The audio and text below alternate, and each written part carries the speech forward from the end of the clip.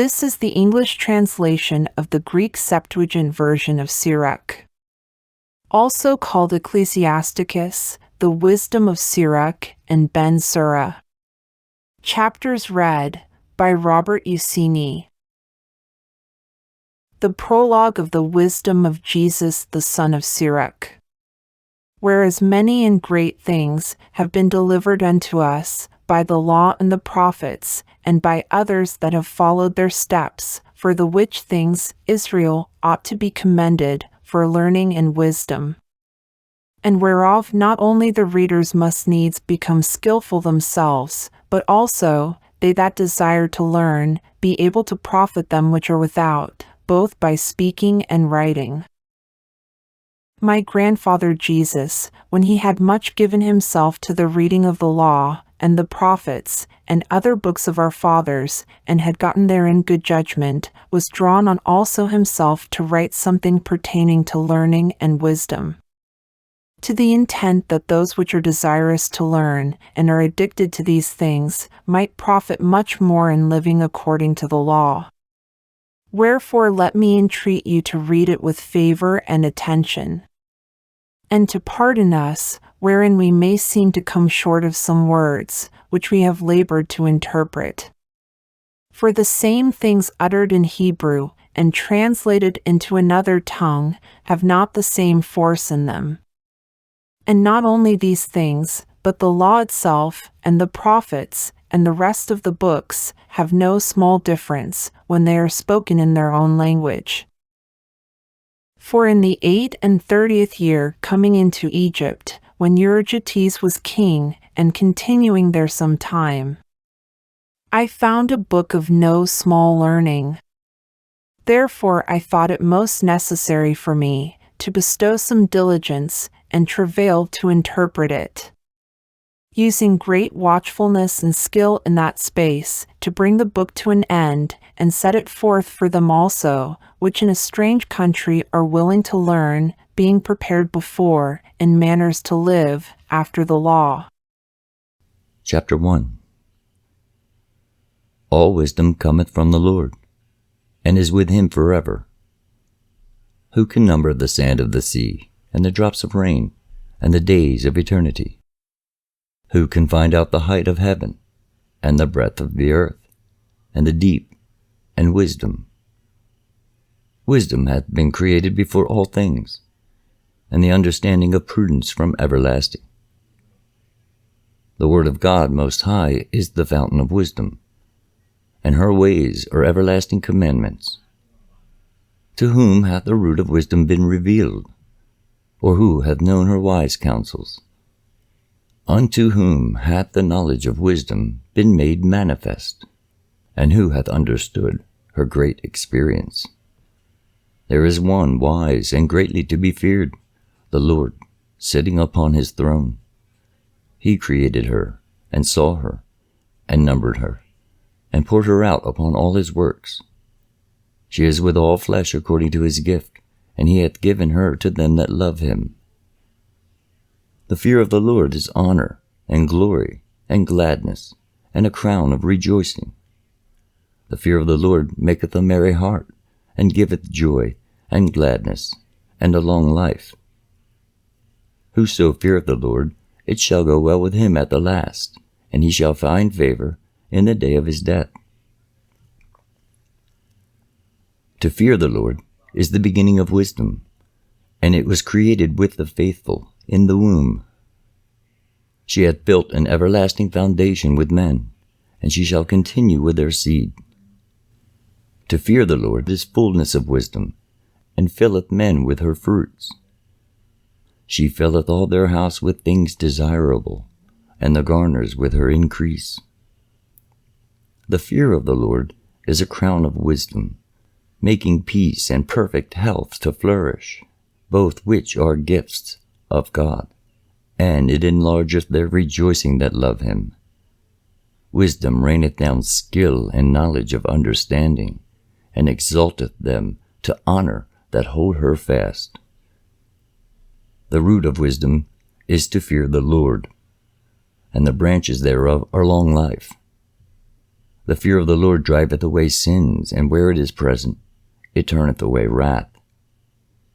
A furious man cannot be justified, for the sway of his fury shall be his destruction. A patient man will fear for a time, and afterward joy shall spring up unto him. He will hide his words for a time, and the lips of many shall declare his wisdom. The parables of knowledge are in the treasures of wisdom, but godliness is an abomination to a sinner. If thou desire wisdom, keep the commandments, and the Lord shall give her unto thee. For fear of the Lord is wisdom and instruction, and faith and meekness are his delight.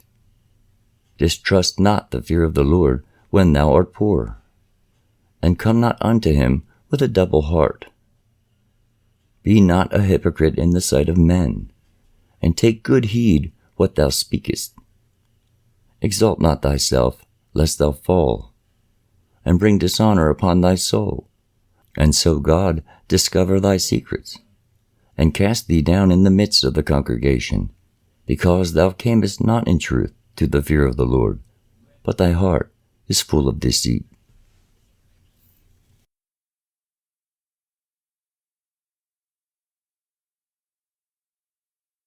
Chapter 2. My son, if thou come to serve the Lord, prepare thy soul for temptation. Set thy heart aright and constantly endure, and make not haste in time of trouble. Cleave unto him, and depart not away, that thou mayest be increased at thy last end. Whatsoever is brought upon thee, take cheerfully, and be patient when thou art changed to a low estate. For gold is tried in the fire, and acceptable men in the furnace of adversity. Believe in him, and he will help thee. Order thy way aright, and trust in him. Ye that fear the Lord, wait for his mercy, and go not aside, lest ye fall. Ye that fear the Lord, believe him, and your reward shall not fail. Ye that fear the Lord, hope for good, and for everlasting joy and mercy. Look at the generations of old, and see, did ever any trust in the Lord, and was confounded? Or did any abide in his fear, and was forsaken? Or whom did he ever despise that called upon him? For the Lord is full of compassion and mercy, long-suffering, and very pitiful, and forgiveth sins, and saveth in time of affliction. Woe be to fearful hearts and faint hands, and the sinner that goeth 2 ways. Woe unto him that is faint-hearted, for he believeth not, therefore shall he not be defended. Woe unto you that have lost patience, and what will ye do when the Lord shall visit you? They that fear the Lord will not disobey his word, and they that love him will keep his ways. They that fear the Lord will seek that which is well-pleasing unto him, and they that love him shall be filled with the law. They that fear the Lord will prepare their hearts, and humble their souls in his sight, saying, We will fall into the hands of the Lord, and not into the hands of men. For as his majesty is, so is his mercy. Chapter 3. Hear me, your father, O children, and do thereafter, that ye may be safe. For the Lord hath given the father honor over the children, and hath confirmed the authority of the mother over the sons. Whoso honoureth his father maketh an atonement for his sins, and he that honoureth his mother is as one that layeth up treasure. Whoso honoureth his father shall have joy of his own children, and when he maketh his prayer, he shall be heard. He that honoureth his father shall have a long life, and he that is obedient unto the Lord shall be a comfort to his mother. He that feareth the Lord will honour his father, and will do service unto his parents as to his masters. Honor thy father and mother both in word and deed, that a blessing may come upon thee from them.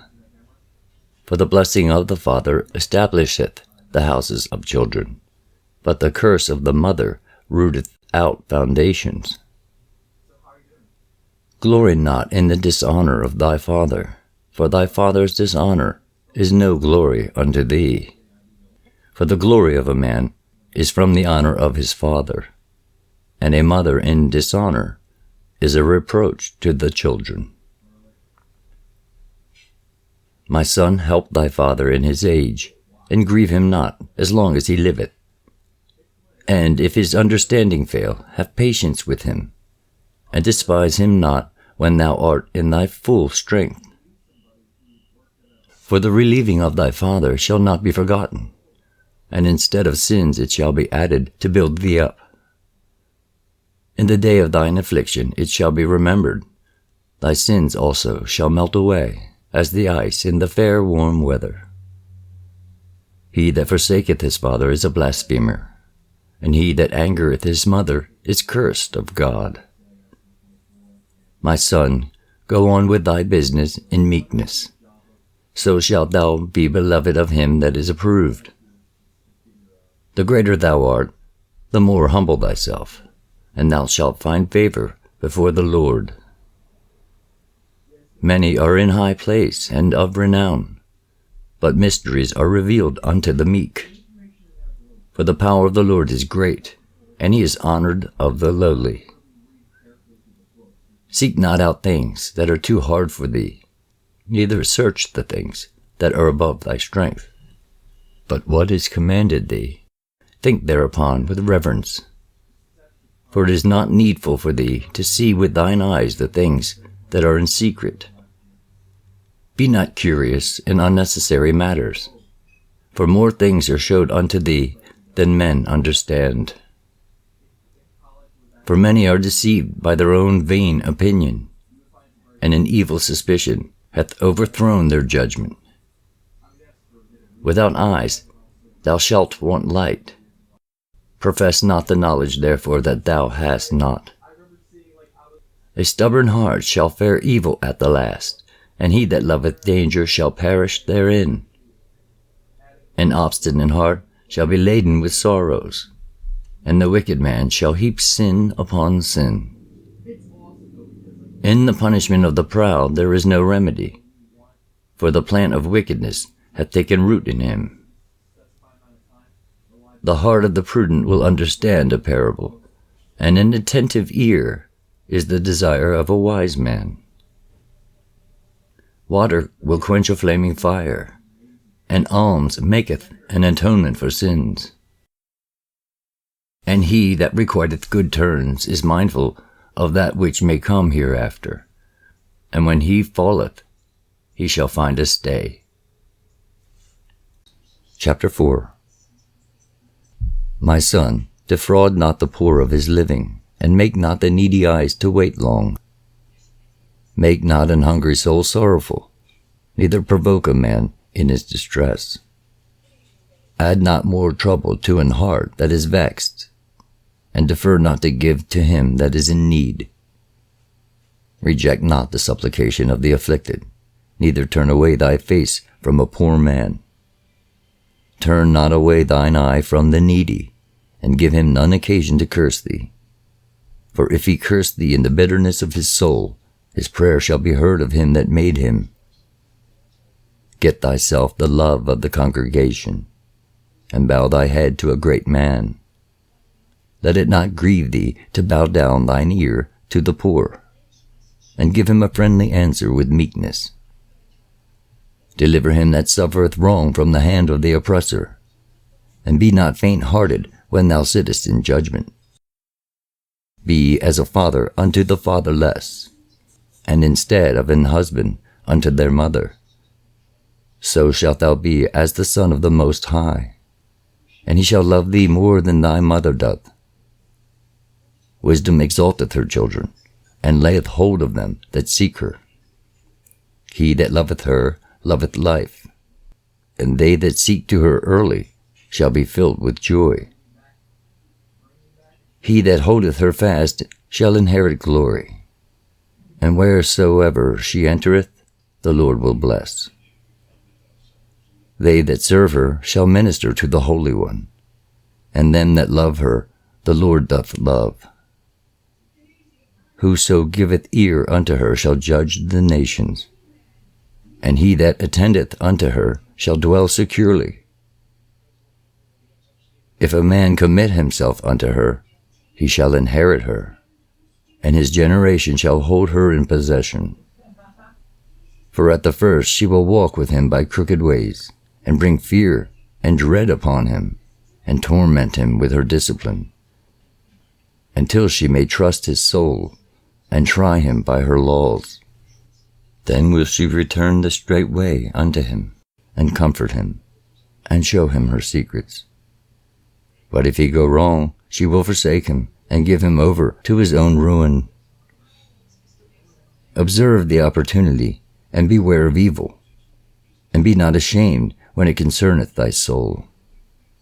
For there is a shame that bringeth sin, and there is a shame which is glory and grace. Accept no person against thy soul, and let not the reverence of any man cause thee to fall. And refrain not to speak when there is occasion to do good, and hide not thy wisdom in her beauty. For by speech wisdom shall be known, and learning by the word of the tongue. In no wise speak against the truth, but be abashed of the error of thine ignorance. Be not ashamed to confess thy sins, and force not the course of the river. Make not thyself an underling to a foolish man, neither accept the person of the mighty. Strive for the truth unto death, and the Lord shall fight for thee. Be not hasty in thy tongue, and in thy deeds slack and remiss. Be not as a lion in thy house, nor frantic among thy servants. Let not thine hand be stretched out to receive, and shut when thou shouldest repay. Chapter 5. Set not thy heart upon thy goods, and say not, I have enough for my life. Follow not thine own mind and thy strength to walk in the ways of thy heart. And say not, who shall control me for my works? For the Lord will surely revenge thy pride. Say not, I have sinned, and what harm hath happened unto me? For the Lord is long-suffering, he will in no wise let thee go. Concerning propitiation, be not without fear to add sin unto sin. And say not, his mercy is great, he will be pacified for the multitude of my sins. For mercy and wrath come from him, and his indignation resteth upon sinners. Make no tarrying to turn to the Lord, and put not off from day to day. For suddenly shall the wrath of the Lord come forth, and in thy security thou shalt be destroyed, and perish in the day of vengeance. Set not thine heart upon goods unjustly gotten, for they shall not profit thee in the day of calamity.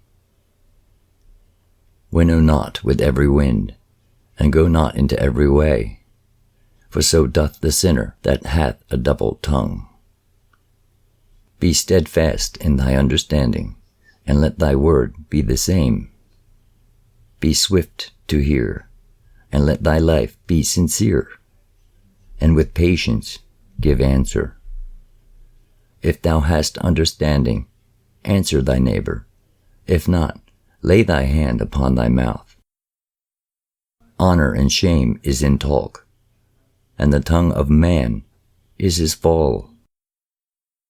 Be not called a whisperer, and lie not in wait with thy tongue. For a foul shame is upon the thief, and an evil condemnation upon the double tongue.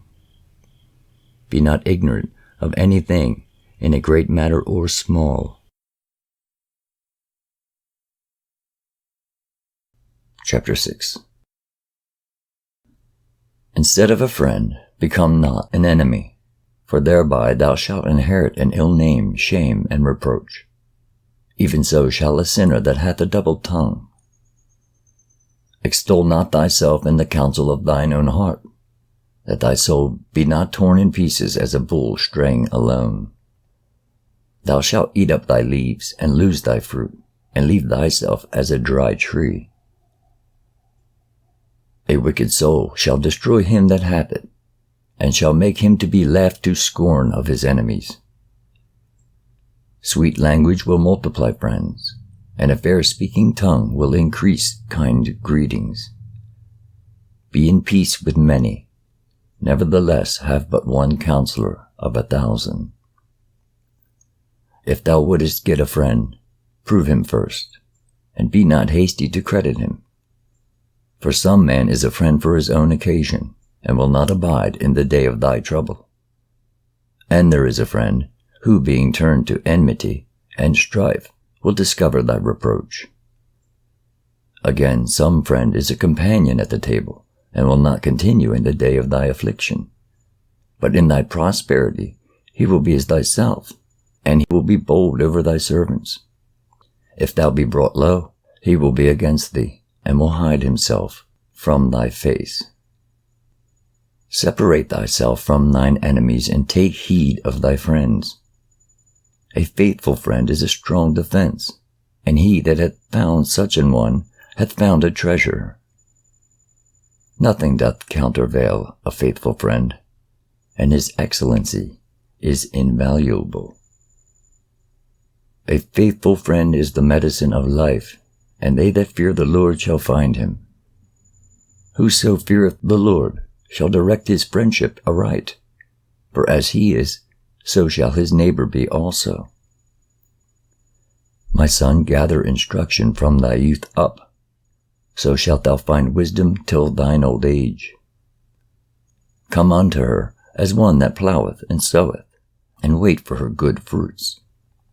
For thou shalt not toil much in laboring about her, but thou shalt eat of her fruits right soon.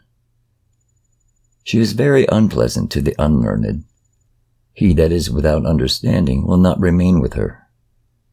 She will lie upon him as a mighty stone of trial, and he will cast her from him ere it be long. For wisdom is according to her name, and she is not manifest unto many. Give ear, my son, receive my advice, and refuse not my counsel. And put thy feet into her fetters, and thy neck into her chain. Bow down thy shoulder and bear her, and be not grieved with her bonds. Come unto her with thine whole heart, and keep her ways with all thy power. Search and seek, and she shall be made known unto thee. And when thou hast got hold of her, let her not go. For at the last thou shalt find her rest, and that shall be turned to thy joy. Then shall her fetters be a strong defense for thee, and her chains a robe of glory. For there is a golden ornament upon her, and her bands are purple lace. Thou shalt put her on as a robe of honor, and shalt put her about thee as a crown of joy. My son, if thou wilt, thou shalt be taught, and if thou wilt apply thy mind, thou shalt be prudent. If thou love to hear, thou shalt receive understanding, and if thou bow thine ear, thou shalt be wise. Stand in the multitude of the elders, and cleave unto him that is wise. Be willing to hear every godly discourse, and let not the parables of understanding escape thee. And if thou seest a man of understanding, get thee betimes unto him, and let thy foot wear the steps of his door. Let thy mind be upon the ordinances of the Lord, and meditate continually in his commandments. He shall establish thine heart, and give thee wisdom at thy own desire. Chapter 7. Do no evil, so shall no harm come unto thee. Depart from the unjust, and iniquity shall turn away from thee. My son, sow not upon the furrows of unrighteousness, and thou shalt not reap them sevenfold. Seek not of the Lord preeminence, neither of the king the seat of honor. Justify not thyself before the Lord, and boast not of thy wisdom before the king. Seek not to be judge, being not able to take away iniquity, lest at any time thou fear the person of the mighty, and stumbling block in the way of thy uprightness. Offend not against the multitude of a city, and then thou shalt not cast thyself down among the people. Bind not one sin upon another, for in one thou shalt not be unpunished. Say not, God will look upon the multitude of my oblations, and when I offer to the Most High God, he will accept it. Be not faint-hearted when thou makest thy prayer, and neglect not to give alms. Laugh no man to scorn in the bitterness of his soul, for there is one which humbleth and exalteth. Devise not a lie against thy brother, neither do the like to thy friend. Use not to make any manner of lie, for the custom thereof is not good. Use not many words in the multitude of elders, and make not much babbling when thou prayest.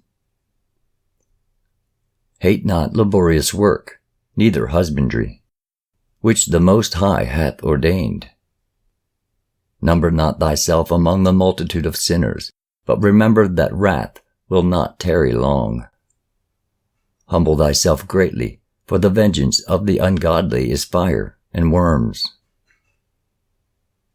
Change not a friend for any good by no means, neither a faithful brother for the gold of Ophir.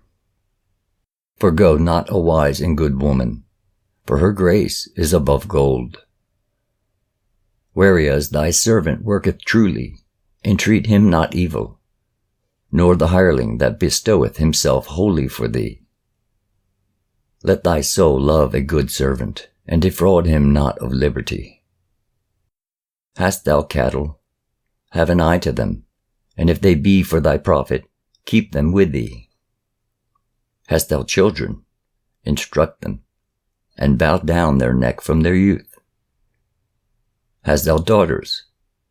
Have a care of their body, and show not thyself cheerful toward them. Marry thy daughter, and so shalt thou have performed a weighty matter, but give her to a man of understanding. Hast thou a wife after thy mind? Forsake her not, but give not thyself over to a light woman. Honor thy father with thy whole heart, and forget not the sorrows of thy mother. Remember that thou wast begotten of them, and how canst thou recompense them the things that they have done for thee? Fear the Lord with all thy soul, and reverence his priests. Love him that made thee with all thy strength, and forsake not his ministers. Fear the Lord, and honor the priest, and give him his portion, as it is commanded thee, the first fruits, and the trespass offering, and the gift of the shoulders, and the sacrifice of sanctification, and the first fruits of the holy things. And stretch thine hand unto the poor, that thy blessing may be perfected. A gift hath grace in the sight of every man living, and for the dead detain it not. Fail not to be with them that weep, and mourn with them that mourn. Be not slow to visit the sick, for that shall make thee to be beloved. Whatsoever thou takest in hand, remember the end, and thou shalt never do amiss. Chapter 8. Strive not with a mighty man, lest thou fall into his hands. Be not at variance with a rich man, lest he overweigh thee. For gold hath destroyed many, and perverted the hearts of kings.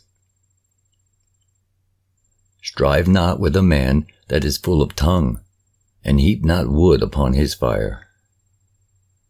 Jest not with a rude man, lest thy ancestors be disgraced. Reproach not a man that turneth from sin, but remember that we are all worthy of punishment. Dishonor not a man in his old age, for even some of us wax old.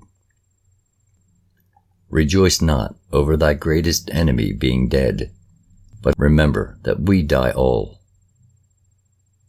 Despise not the discourse of the wise, but acquaint thyself with their proverbs, for of them thou shalt learn instruction, and how to serve great men with ease.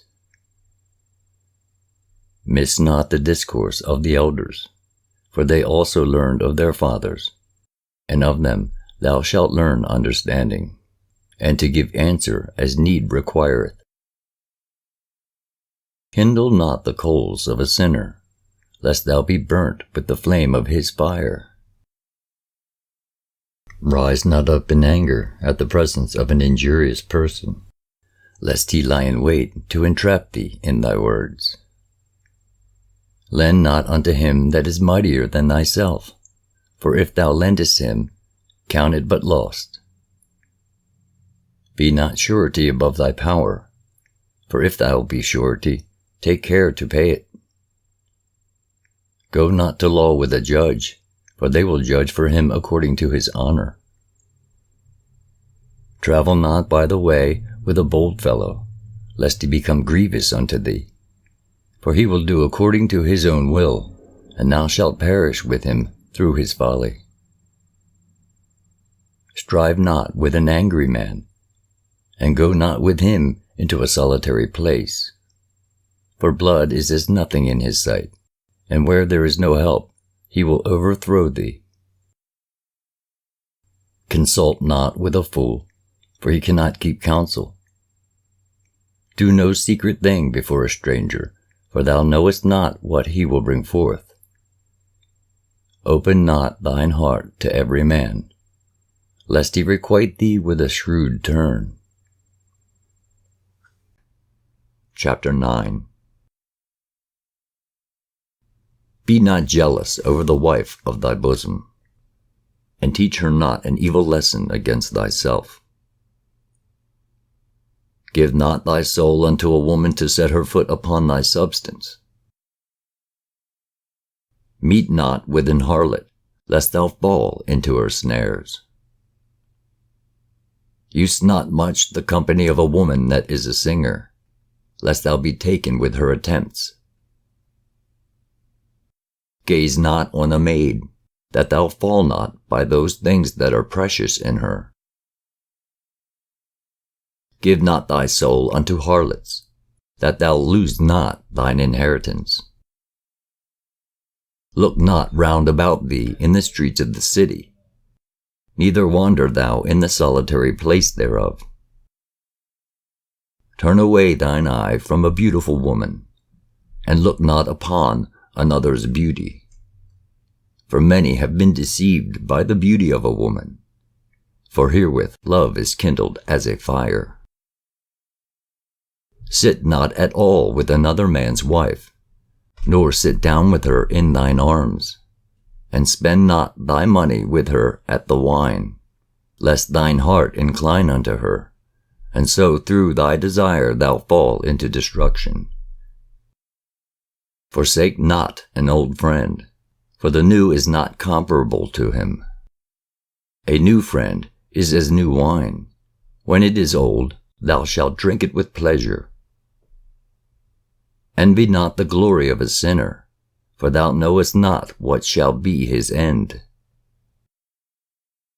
Delight not in the thing that the ungodly have pleasure in, but remember that they shall not go unpunished unto their grave.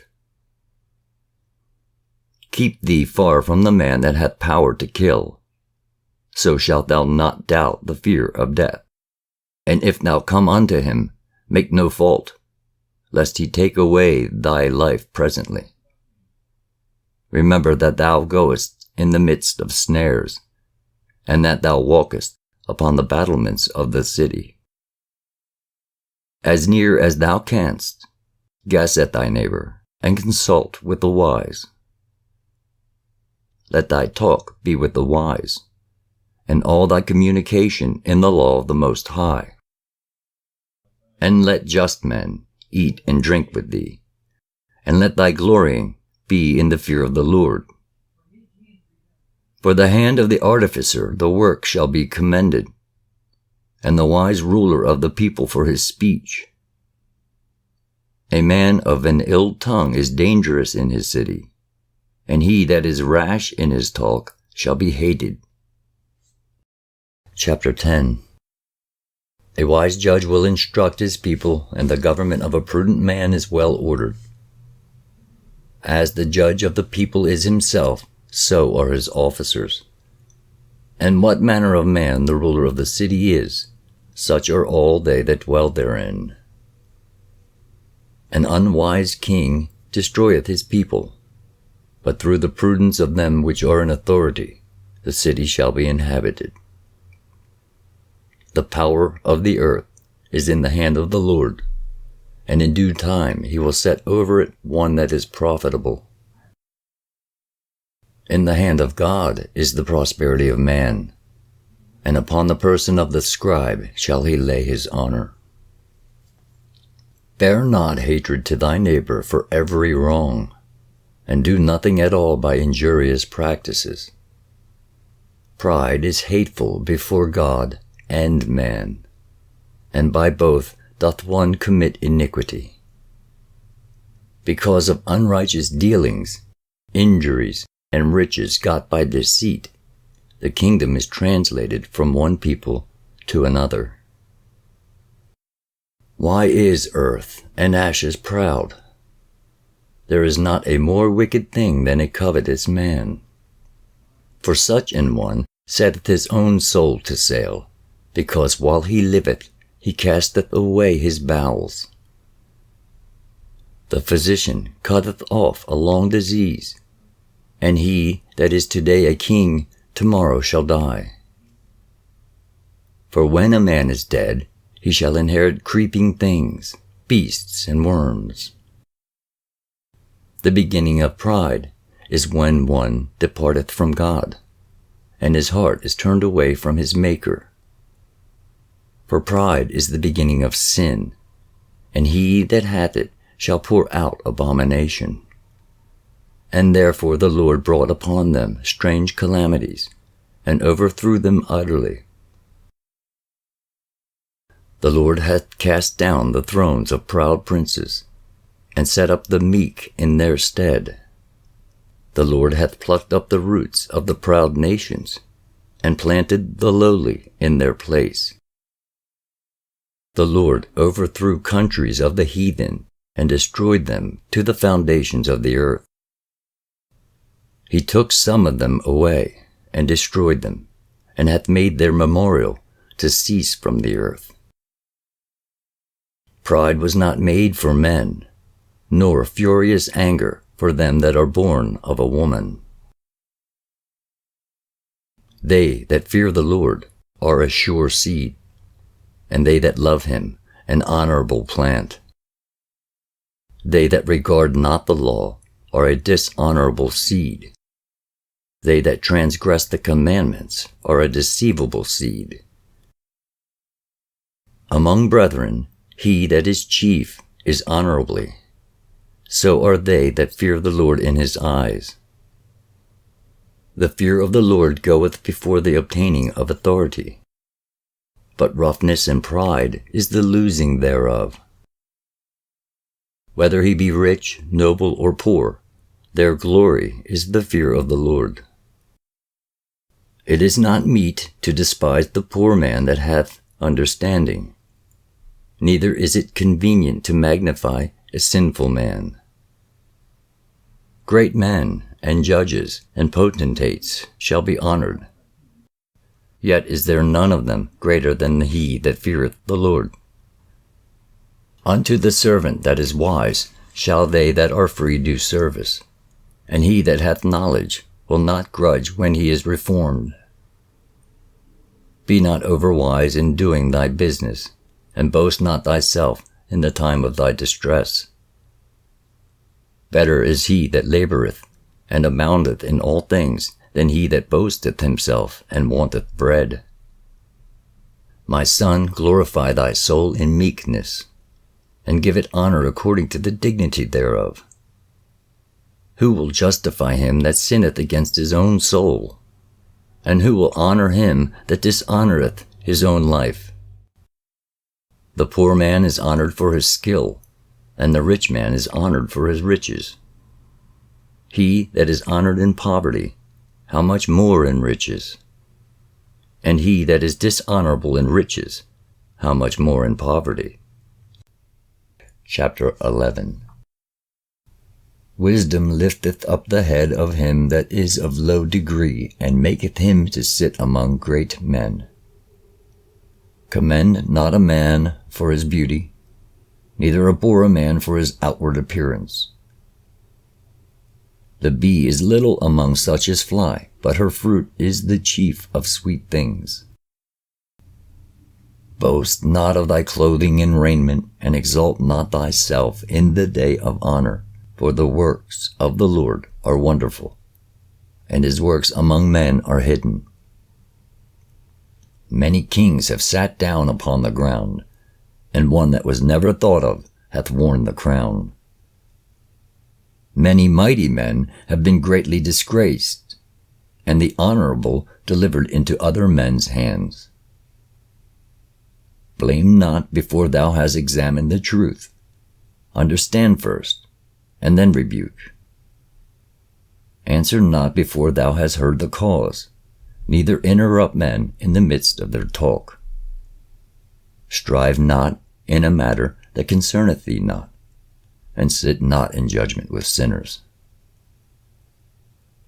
My son, meddle not with many matters, for if thou meddle much, thou shalt not be innocent, and if thou follow after, thou shalt not obtain, neither shalt thou escape by fleeing. There is one that laboureth, and taketh pains, and maketh haste, and is so much the more behind. Again there is another that is slow, and hath need of help, wanting ability, and full of poverty. Yet the eye of the Lord looked upon him for good, and set him up from his low estate, and lifted up his head from misery, so that many saw it, and marveled at him. Prosperity and adversity, life and death, poverty and riches, come of the Lord. Wisdom, knowledge, and understanding of the law are of the Lord. Love and the way of good works are from him.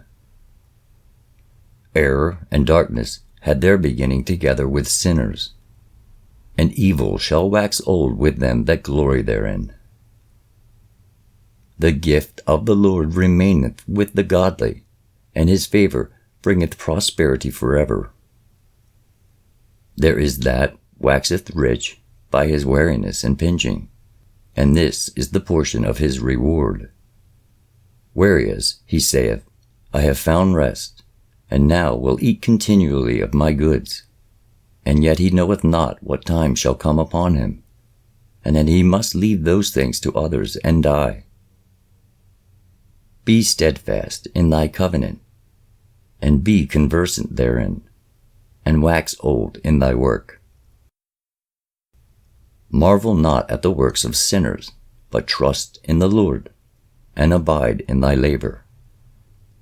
For it is an easy thing in the sight of the Lord on the sudden to make a poor man rich. The blessing of the Lord is in the reward of the godly, and suddenly he maketh his blessing flourish. Say not, what profit is there of my service? And what good things shall I have hereafter? Again say not, I have enough, and possess many things, and what evil shall I have hereafter? In the day of prosperity there is a forgetfulness of affliction, and in the day of affliction there is no more remembrance of prosperity. For it is an easy thing unto the Lord in the day of death to reward a man according to his ways. The affliction of an hour maketh a man forget pleasure, and in his ends his deeds shall be discovered. Judge none blessed before his death, for a man shall be known in his children. Bring not every man into thine house, for the deceitful man hath many trains. Like as a partridge taken and kept in a cage, so is the heart of the proud. And like as a spy watcheth he for thy fall. For he lieth in wait, and turneth good into evil, and in things worthy of praise will lay blame upon thee. Of a spark of fire a heap of coals is kindled, and a sinful man layeth wait for blood. Take heed of a mischievous man, for he worketh wickedness, lest he bring upon thee a perpetual blot. Receive a stranger into thine house, and he will disturb thee, and turn thee out of thine own. Chapter 12. When thou wilt do good, know to whom thou doest it, so shalt thou be thanked for thy benefits. Do good to the godly man, and thou shalt find a recompense, and if not from him, yet from the Most High. There can no good come to him that is always occupied in evil, nor to him that giveth no alms. Give to the godly man, and help not a sinner. Do well unto him that is lowly, but give not to the ungodly. Hold back thy bread, and give it not unto him, lest he overmaster thee thereby. For else thou shalt receive twice as much evil for all the good thou shalt have done unto him. For the Most High hateth sinners, and will repay vengeance unto the ungodly, and keepeth them against the mighty day of their punishment. Give unto the good, and help not the sinner. A friend cannot be known in prosperity, and an enemy cannot be hidden in adversity. In the prosperity of a man, enemies will be grieved, but in his adversity, even a friend will depart. Never trust thine enemy, for like as iron rusteth, so is his wickedness. Though he humble himself and go crouching, yet take good heed and beware of him. And thou shalt be unto him as if thou hadst wiped a looking-glass. And thou shalt know that his rust hath not been altogether wiped away. Set him not by thee, lest, when he hath overthrown thee, he stand up in thy place. Neither let him sit at thy right hand, lest he seek to take thy seat, and thou at the last remember my words, and be pricked therewith. Who will pity a charmer that is bitten with a serpent, or any such as come nigh wild beasts? So one that goeth to a sinner, and is defiled with him in his sins, who will pity? For a while he will abide with thee, but if thou begin to fall, he will not tarry.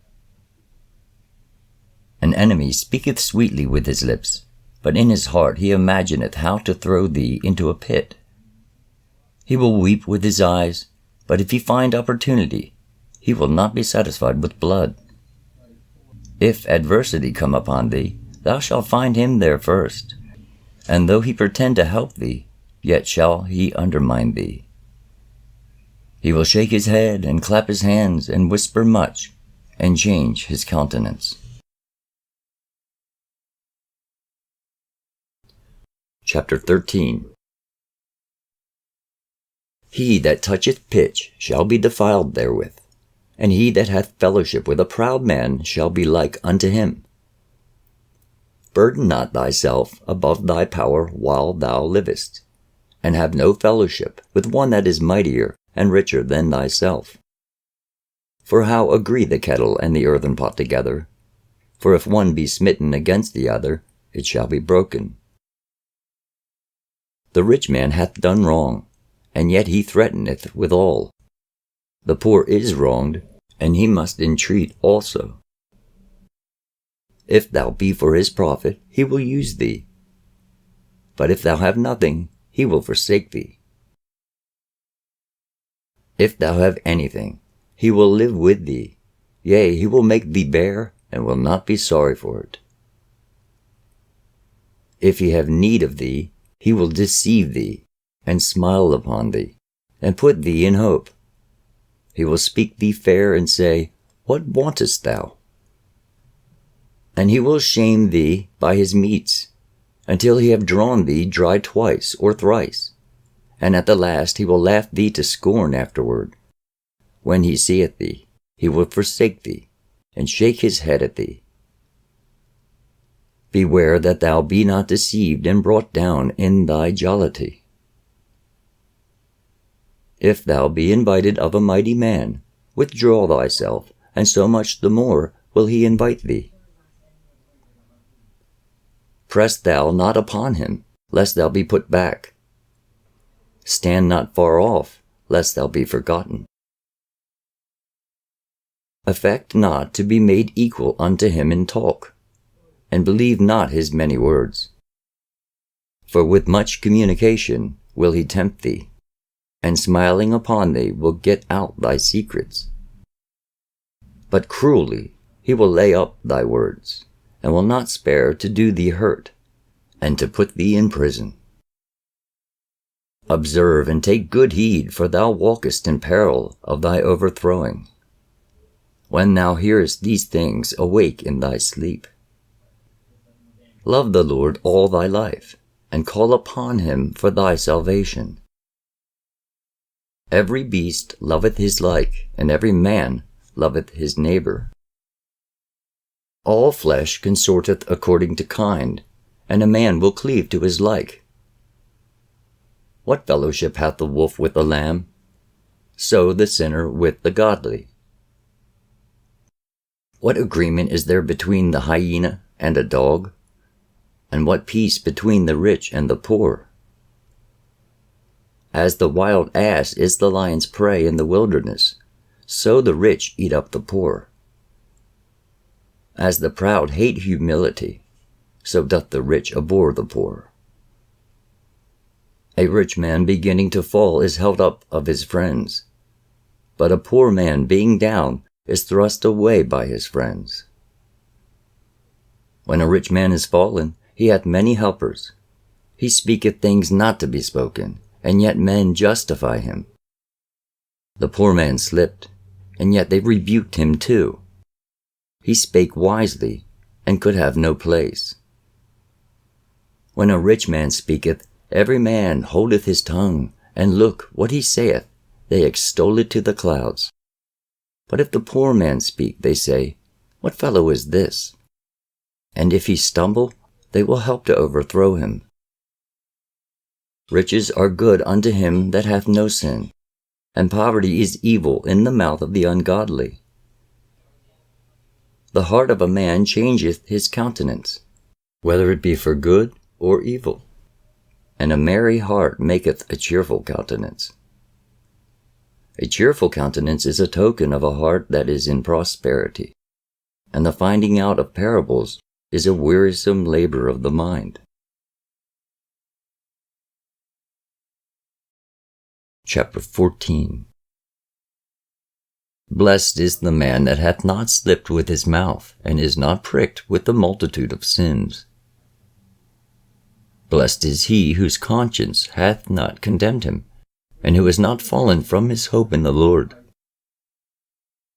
Riches are not comely for a niggard, and what should an envious man do with money?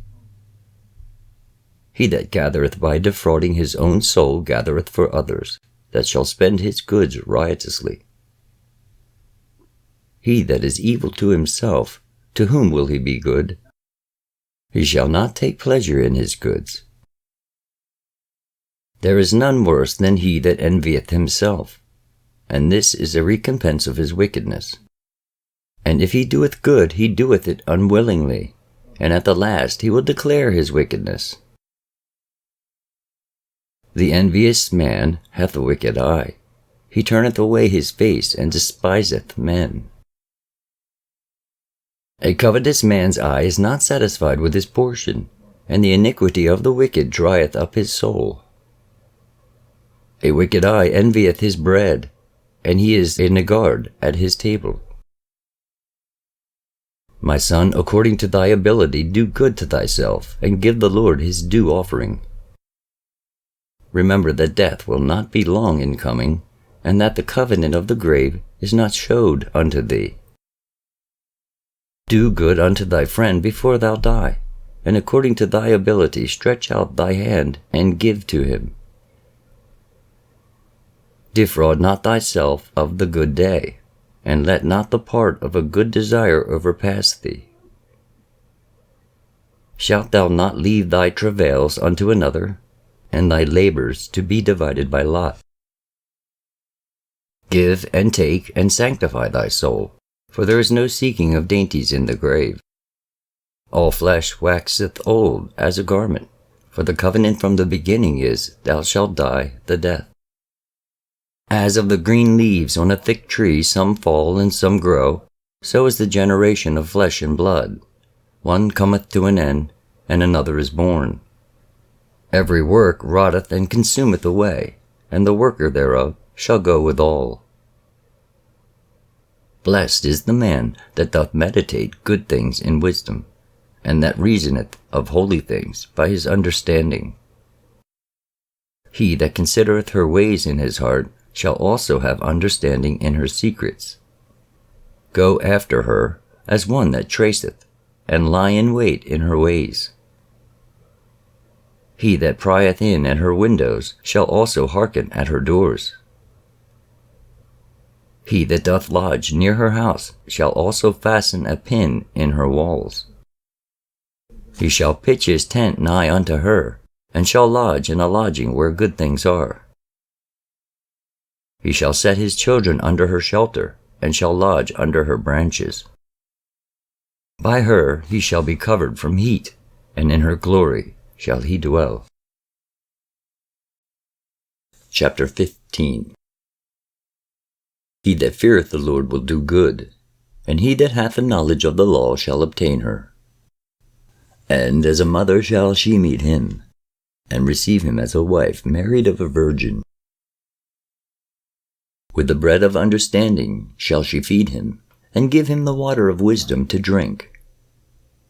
He shall be stayed upon her, and shall not be moved. He shall rely upon her, and shall not be confounded. She shall exalt him above his neighbors, and in the midst of the congregation shall she open his mouth. He shall find joy and a crown of gladness, and she shall cause him to inherit an everlasting name. But foolish men shall not attain unto her, and sinners shall not see her. For she is far from pride, and men that are liars cannot remember her. Praise is not seemly in the mouth of a sinner, for it was not sent him of the Lord. For praise shall be uttered in wisdom, and the Lord will prosper it. Say not thou, it is through the Lord that I fell away, for thou oughtest not to do the things that he hateth. Say not thou, he hath caused me to err, for he hath no need of the sinful man. The Lord hateth all abomination, and they that fear God love it not. He himself made man from the beginning, and left him in the hand of his counsel. If thou wilt, to keep the commandments, and to perform acceptable faithfulness. He hath set fire and water before thee. Stretch forth thy hand unto whether thou wilt. Before man is life and death, and whether him liketh shall be given him. For the wisdom of the Lord is great, and he is mighty in power, and beholdeth all things. And his eyes are upon them that fear him, and he knoweth every work of man. He hath commanded no man to do wickedly, neither hath he given any man license to sin. Chapter 16. Desire not a multitude of unprofitable children, neither delight in ungodly sons. Though they multiply, rejoice not in them, except the fear of the Lord be with them. Trust not thou in their life, neither respect their multitude. For one that is just is better than 1,000, and better it is to die without children than to have them that are ungodly. For by one that hath understanding shall the city be replenished, but the kindred of the wicked shall speedily become desolate. Many such things have I seen with mine eyes, and mine ear hath heard greater things than these. In the congregation of the ungodly shall a fire be kindled, and in a rebellious nation wrath is set on fire. He was not pacified toward the old giants, who fell away in the strength of their foolishness. Neither spared he the place where Lot sojourned, but abhorred them for their pride. He pitied not the people of perdition, who were taken away in their sins, nor the 600,000 footmen, who were gathered together in the hardness of their hearts. And if there be one stiff-necked among the people, it is marvel if he escape unpunished. For mercy and wrath are with him. He is mighty to forgive, and to pour out displeasure. As his mercy is great, so is his correction also. He judgeth a man according to his works. The sinner shall not escape with his spoils, and the patience of the godly shall not be frustrate. Make way for every work of mercy, for every man shall find according to his works. The Lord hardened Pharaoh, that he should not know him, that his powerful works might be known to the world. His mercy is manifest to every creature, and he hath separated his light from the darkness with an adamant. Say not thou, I will hide myself from the Lord. Shall any remember me from above? I shall not be remembered among so many people. For what is my soul among such an infinite number of creatures? Behold, the heaven and the heaven of heavens, the deep and the earth, and all that therein is, shall be moved when he shall visit. The mountains also and foundations of the earth be shaken with trembling when the Lord looketh upon them. No heart can think upon these things worthily, and who is able to conceive his ways? It is a tempest which no man can see, for the most part of his works are hid.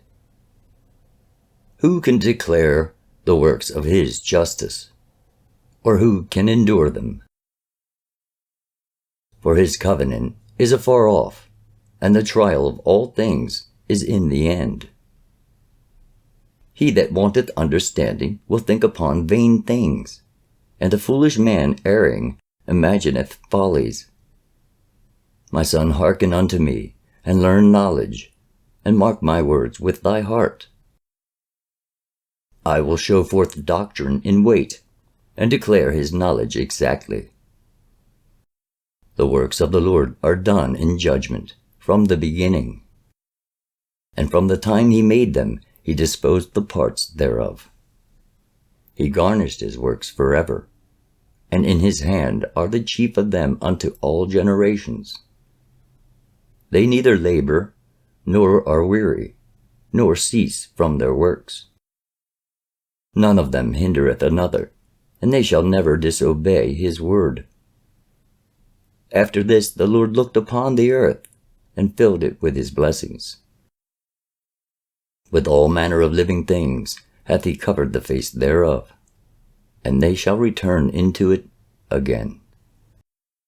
Chapter 17. The Lord created man of the earth, and turned him into it again. He gave them few days and a short time, and power also over the things therein. He endued them with strength by themselves, and made them according to his image, and put the fear of man upon all flesh, and gave him dominion over beasts and fowls. They received the use of the 5 operations of the Lord, And in the 6th place he imparted them understanding. And in the 7th, speech, an interpreter of the cogitations thereof. Counsel and a tongue, and eyes, ears, and a heart, gave he them to understand. Withal he filled them with the knowledge of understanding, and showed them good and evil. He set his eye upon their hearts, that he might show them the greatness of his works. He gave them to glory in his marvelous acts forever, that they might declare his works with understanding. And the elect shall praise his holy name. Beside this he gave them knowledge, and the law of life for an heritage. He made an everlasting covenant with them, and showed them his judgments. Their eyes saw the majesty of his glory, and their ears heard his glorious voice. And he said unto them, Beware of all unrighteousness. And he gave every man commandment concerning his neighbor. Their ways are ever before him, and shall not be hid from his eyes. Every man from his youth is given to evil, neither could they make to themselves fleshy hearts for stony. For in the division of the nations of the whole earth he set a ruler over every people. But Israel is the Lord's portion, whom being his firstborn he nourisheth with discipline, and giving him the light of his love doth not forsake him. Therefore all their works are as the sun before him, and his eyes are continually upon their ways. None of their unrighteous deeds are hid from him, but all their sins are before the Lord. But the Lord, being gracious and knowing his workmanship, neither left nor forsook them, but spared them. The alms of a man is as a signet with him, and he will keep the good deeds of man as the apple of the eye, and give repentance to his sons and daughters. Afterwards he will rise up and reward them, and render their recompense upon their heads. But unto them that repent he granted them return, and comforted those that failed in patience. Return unto the Lord, and forsake thy sins. Make thy prayer before his face, and offend less. Turn again to the Most High, and turn away from iniquity, for he will lead thee out of darkness into the light of health. And hate thou abomination vehemently. Who shall praise the Most High in the grave, instead of them which live and give thanks? Thanksgiving perisheth from the dead, as from one that is not. The living and sound in heart shall praise the Lord. How great is the loving kindness of the Lord our God! And his compassion unto such as turn unto him in holiness. For all things cannot be in men, because the Son of Man is not immortal. What is brighter than the sun? Yet the light thereof faileth, and flesh and blood will imagine evil. He vieweth the power of the height of heaven, and all men are but earth and ashes. Chapter 18. He that liveth forever hath created all things in general. The Lord only is righteous, and there is none other but he, who governeth the whole world with the palm of his hand, and all things obey his will. For he is the King of all, by his power dividing holy things among them from profane. To whom hath he given power to declare his works, and who shall find out his noble acts? Who shall number the strength of his majesty, and who shall also tell out his mercies? As for the wondrous works of the Lord, there may nothing be taken from them, neither may anything be put unto them, neither can the ground of them be found out. When a man hath done, then he beginneth, and when he leaveth off, then he shall be doubtful. What is man, and whereto serveth he? What is his good, and what is his evil? The number of a man's days at the most are 100 years. As a drop of water unto the sea, and a gravel stone in comparison of the sand, so are 1,000 years to the days of eternity. Therefore is God patient with them, and poureth forth his mercy upon them. He saw and perceived their end to be evil, therefore he multiplied his compassion. The mercy of man is toward his neighbor, but the mercy of the Lord is upon all flesh. He reproveth, and nurtureth, and teacheth, and bringeth again, as a shepherd his flock. He hath mercy on them that receive discipline, and that diligently seek after his judgments. My son, blemish not thy good deeds, neither use uncomfortable words when thou givest anything. Shall not the dew assuage the heat? So is a word better than a gift. Lo, is not a word better than a gift? But both are with a gracious man. A fool will upbraid churlishly, and a gift of the envious consumeth the eyes. Learn before thou speak, and use physic, or ever thou be sick. Before judgment examine thyself, and in the day of visitation thou shalt find mercy. Humble thyself before thou be sick, and in the time of sins show repentance. Let nothing hinder thee to pay thy vow in due time, and defer not until death to be justified. Before thou prayest, prepare thyself, and be not as one that tempteth the Lord. Think upon the wrath that shall be at the end, and the time of vengeance, when he shall turn away his face. When thou hast enough, remember the time of hunger, and when thou art rich, think upon poverty and need. From the morning until the evening the time is changed, and all things are soon done before the Lord. A wise man will fear in everything, and in the day of sinning he will beware of offense, but a fool will not observe time. Every man of understanding knoweth wisdom, and will give praise unto him that found her. They that were of understanding in sayings became also wise themselves, and poured forth exquisite parables.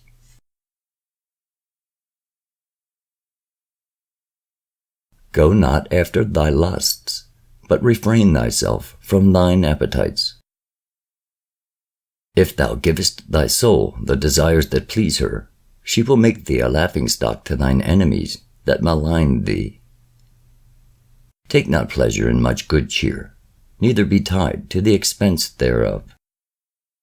Be not made a beggar by banqueting upon borrowing, when thou hast nothing in thy purse. For thou shalt lie in wait for thine own life, and be talked on. Chapter 19. A laboring man that is given to drunkenness shall not be rich, and he that contemneth small things shall fall by little and little. Wine and women will make men of understanding to fall away, and he that cleaveth to harlots will become impudent. Moths and worms shall have him to heritage, and a bold man shall be taken away. He that is hasty to give credit is light-minded, and he that sinneth shall offend against his own soul. Whoso taketh pleasure in wickedness shall be condemned.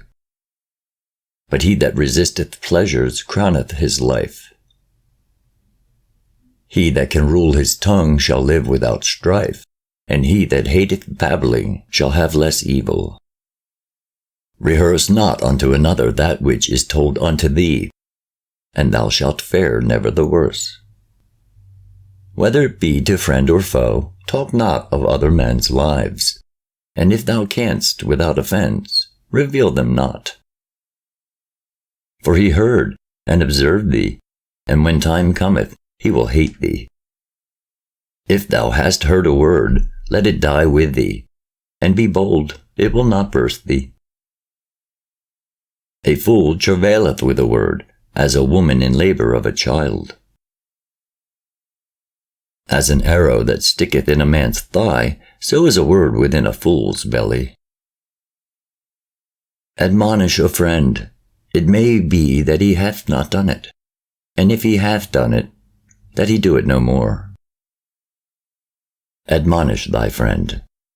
It may be that he hath not said it, and if he have, that he speak it not again. Admonish a friend, for many times it is a slander, and believe not every tale. There is one that slippeth in his speech, but not from his heart. And who is he that hath not offended with his tongue? Admonish thy neighbor before thou threaten him, and not being angry, give place to the law of the Most High. The fear of the Lord is the first step to be accepted of him, and wisdom obtaineth his love.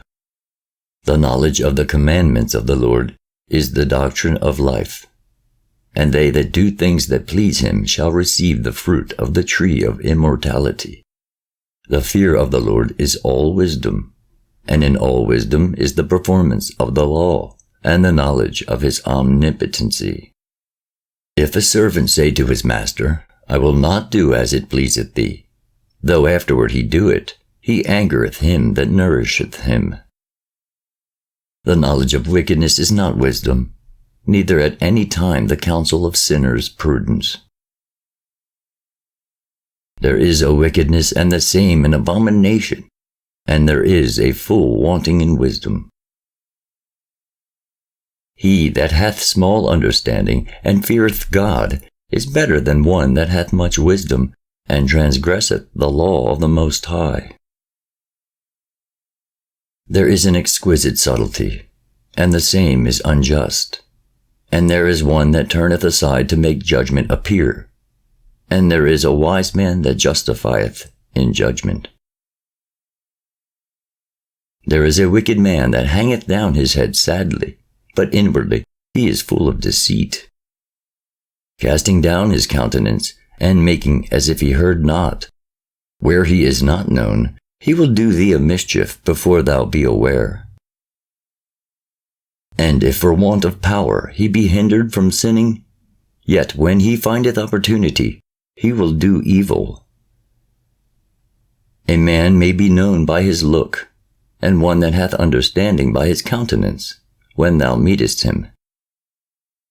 A man's attire, and excessive laughter, and gait, show what he is. Chapter 20. There is a reproof that is not comely. Again, some man holdeth his tongue, and he is wise. It is much better to reprove than to be angry secretly, and he that confesseth his fault shall be preserved from hurt. How good it is when thou art reproved, to show repentance, for so shalt thou escape wilful sin. As is the lust of a eunuch to deflower a virgin, so is he that executeth judgment with violence.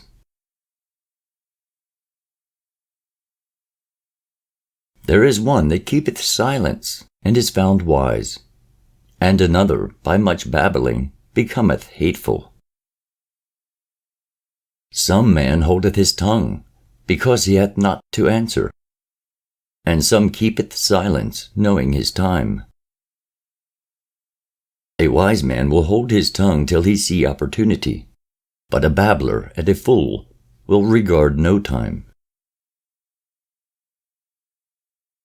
He that useth many words shall be abhorred, and he that taketh to himself authority therein shall be hated. There is a sinner that hath good success in evil things, and there is a gain that turneth to loss. There is a gift that shall not profit thee, and there is a gift whose recompense is double. There is an abasement because of glory, and there is that lifteth up his head from a low estate. There is that buyeth much for a little, and repayeth it sevenfold. A wise man by his words maketh him beloved, but the graces of fools shall be poured out. The gift of a fool shall do thee no good when thou hast it, neither yet of the envious for his necessity, for he looketh to receive many things for one. He giveth little, and upbraideth much. He openeth his mouth like a crier. Today he lendeth, and tomorrow will he ask it again. Such an one is to be hated of God and man. The fool saith, I have no friends. I have no thank for all my good deeds, and they that eat my bread speak evil of me. How oft and of how many shall he be laughed to scorn? For he knoweth not aright what it is to have, and it is all one unto him, as if he had it not. To slip upon a pavement is better than to slip with the tongue. So the fall of the wicked shall come speedily. An unseasonable tale will always be in the mouth of the unwise. A wise sentence shall be rejected when it cometh out of a fool's mouth, for he will not speak it in due season.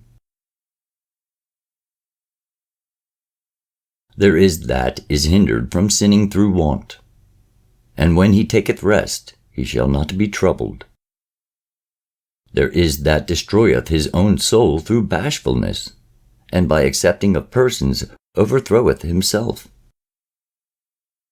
There is that for bashfulness promiseth to his friend, and maketh him his enemy for nothing. A lie is a foul blot in a man, yet it is continually in the mouth of the untaught. A thief is better than a man that is accustomed to lie, but they both shall have destruction to heritage. The disposition of a liar is dishonorable, and his shame is ever with him. A wise man shall promote himself to honor with his words, and he that hath understanding will please great men.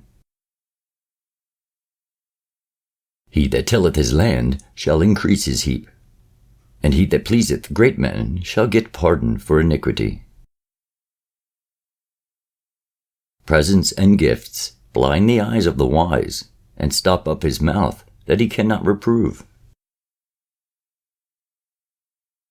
Wisdom that is hid, and treasure that is hoarded up, what profit is in them both?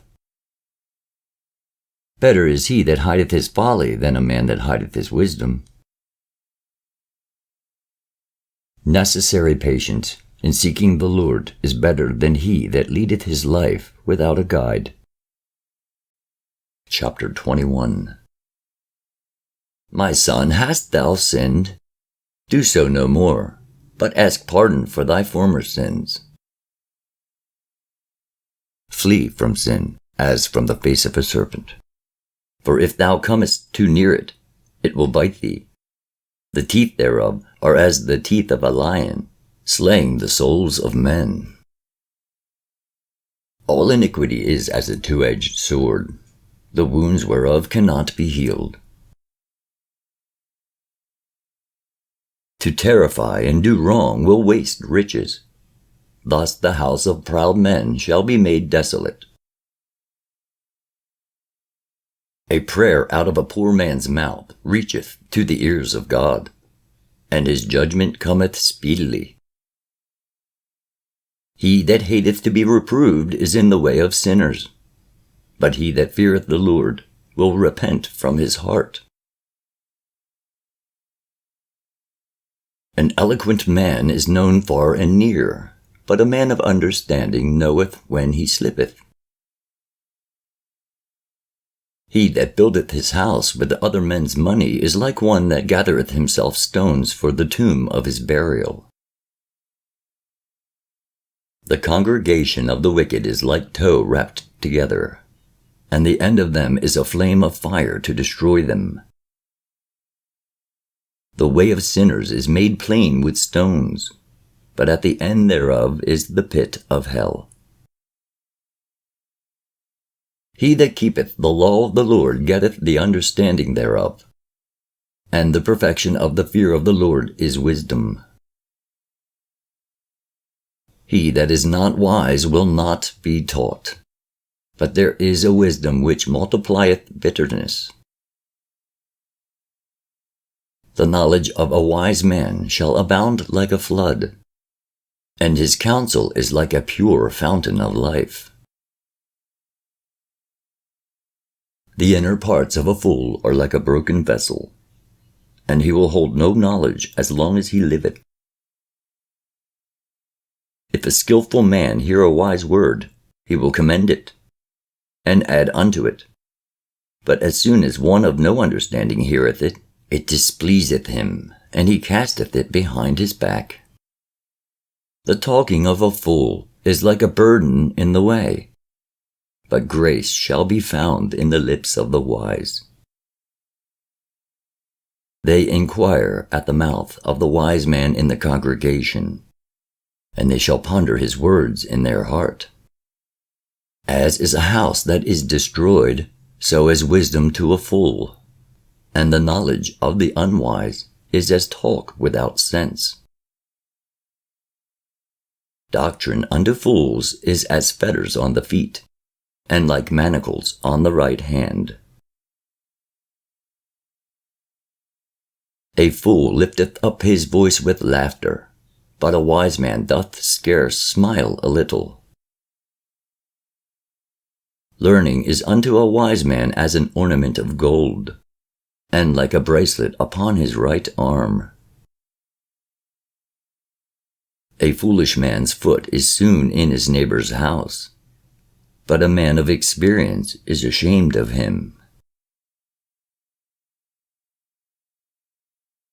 A fool will peep in at the door into the house, but he that is well nurtured will stand without. It is the rudeness of a man to hearken at the door, but a wise man will be grieved with the disgrace.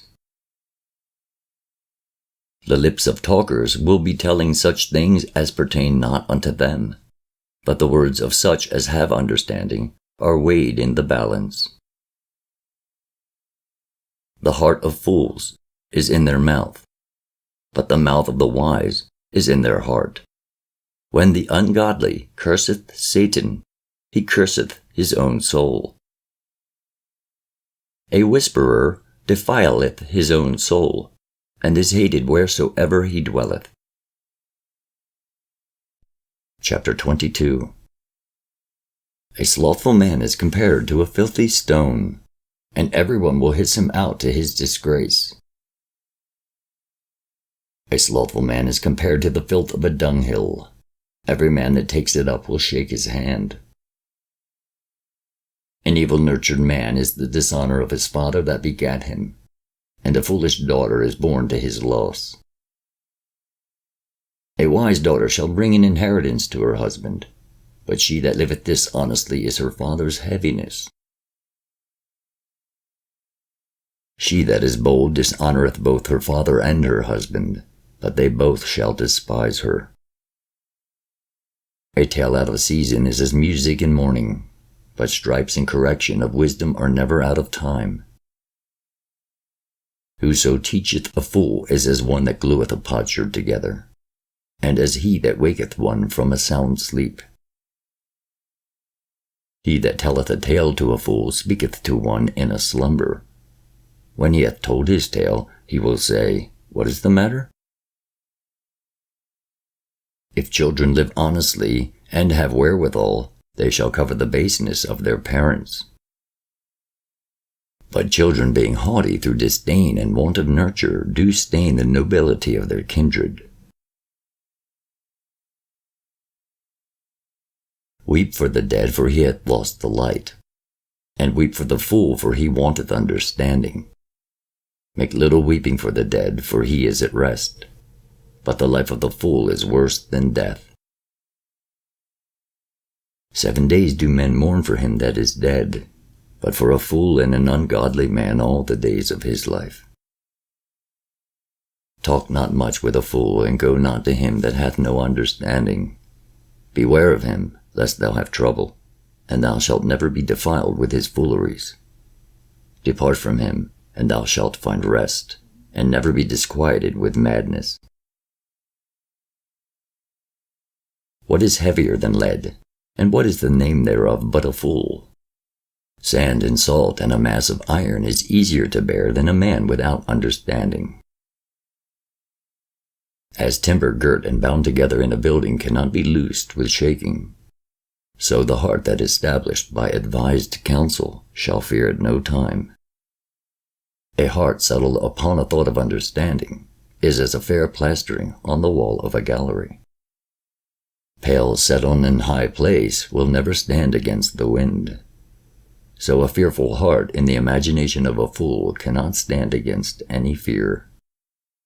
He that pricketh the eye will make tears to fall, and he that pricketh the heart maketh it to show her knowledge. Whoso casteth a stone at the birds frayeth them away, and he that upbraideth his friend breaketh friendship. Though thou drewest a sword at thy friend, yet despair not, for there may be a returning to favor.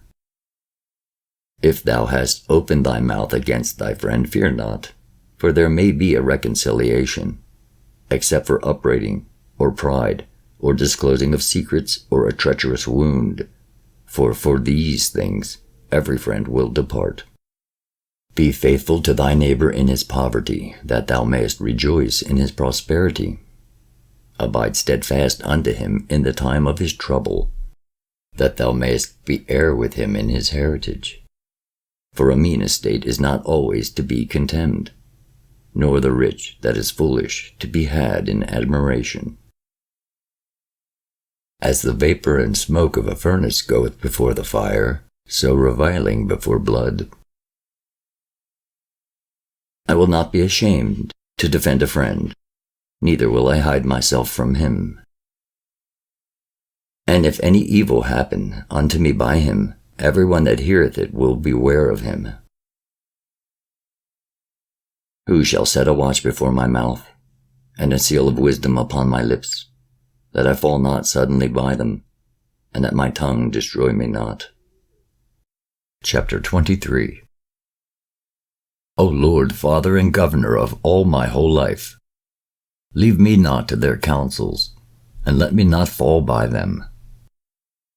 Who will set scourges over my thoughts, and the discipline of wisdom over mine heart, that they spare me not for mine ignorances, and it pass not by my sins? Lest mine ignorances increase, and my sins abound to my destruction, and I fall before mine adversaries, and mine enemy rejoice over me, whose hope is far from thy mercy. O Lord, Father and God of my life, give me not a proud look, but turn away from thy servants always a haughty mind. Turn away from me vain hopes and concupiscence, and thou shalt hold him up that is desirous always to serve thee. Let not the greediness of the belly, nor lust of the flesh take hold of me, and give not over me, thy servant, into an impudent mind. Hear, O ye children, the discipline of the mouth. He that keepeth it shall never be taken in his lips. The sinner shall be left in his foolishness. Both the evil speaker and the proud shall fall thereby. Accustom not thy mouth to swearing, neither use thyself to the naming of the Holy One. For as a servant that is continually beaten shall not be without a blue mark, so he that sweareth and nameth God continually shall not be faultless. A man that useth much swearing shall be filled with iniquity, and the plague shall never depart from his house. If he shall offend, his sin shall be upon him, and if he acknowledge not his sin, he maketh a double offense. And if he swear in vain, he shall not be innocent, but his house shall be full of calamities. There is a word that is clothed about with death. God grant that it be not found in the heritage of Jacob. For all such things shall be far from the godly, and they shall not wallow in their sins. Use not thy mouth to intemperate swearing, for therein is the word of sin. Remember thy father and thy mother when thou sittest among great men. Be not forgetful before them, and so thou by thy custom become a fool, and wish that thou hadst not been born, and curse the day of thy nativity.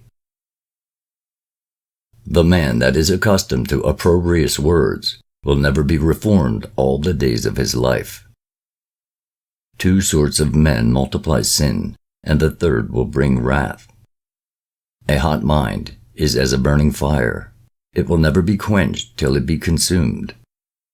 A fornicator in the body of his flesh will never cease till he hath kindled a fire.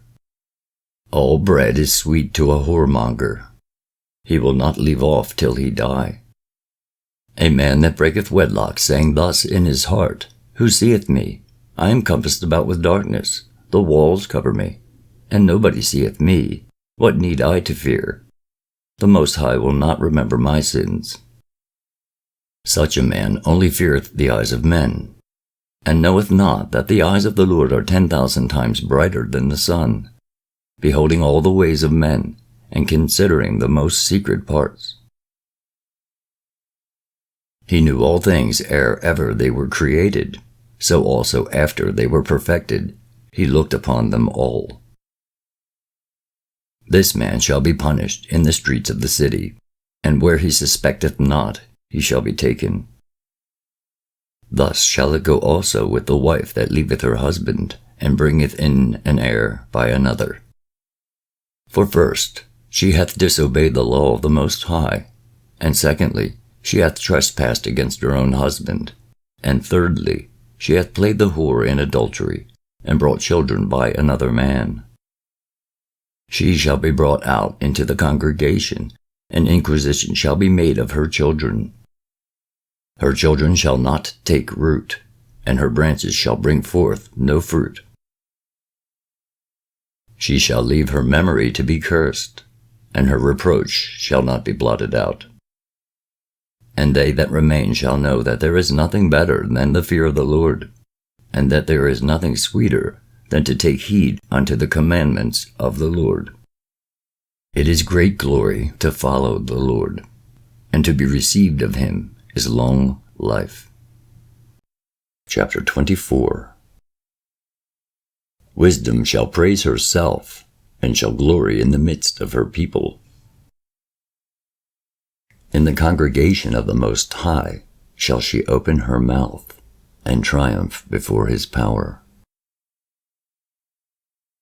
I came out of the mouth of the Most High, and covered the earth as a cloud.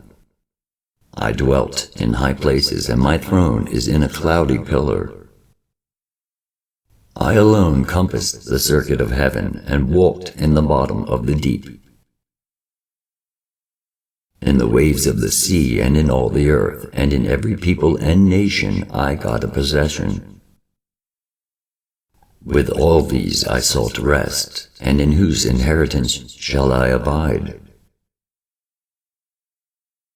So the Creator of all things gave me a commandment, and he that made me caused my tabernacle to rest, and said, Let thy dwelling be in Jacob, and thine inheritance in Israel.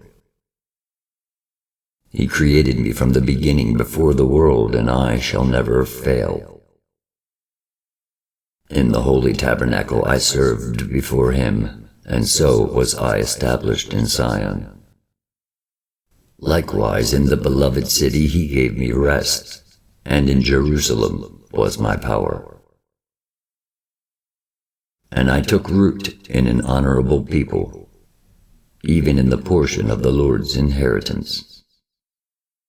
I was exalted like a cedar in Libanus, and as a cypress tree upon the mountains of Hermon. I was exalted like a palm tree in En-gedi, and as a rose plant in Jericho, as a fair olive tree in a pleasant field, and grew up as a plane tree by the water.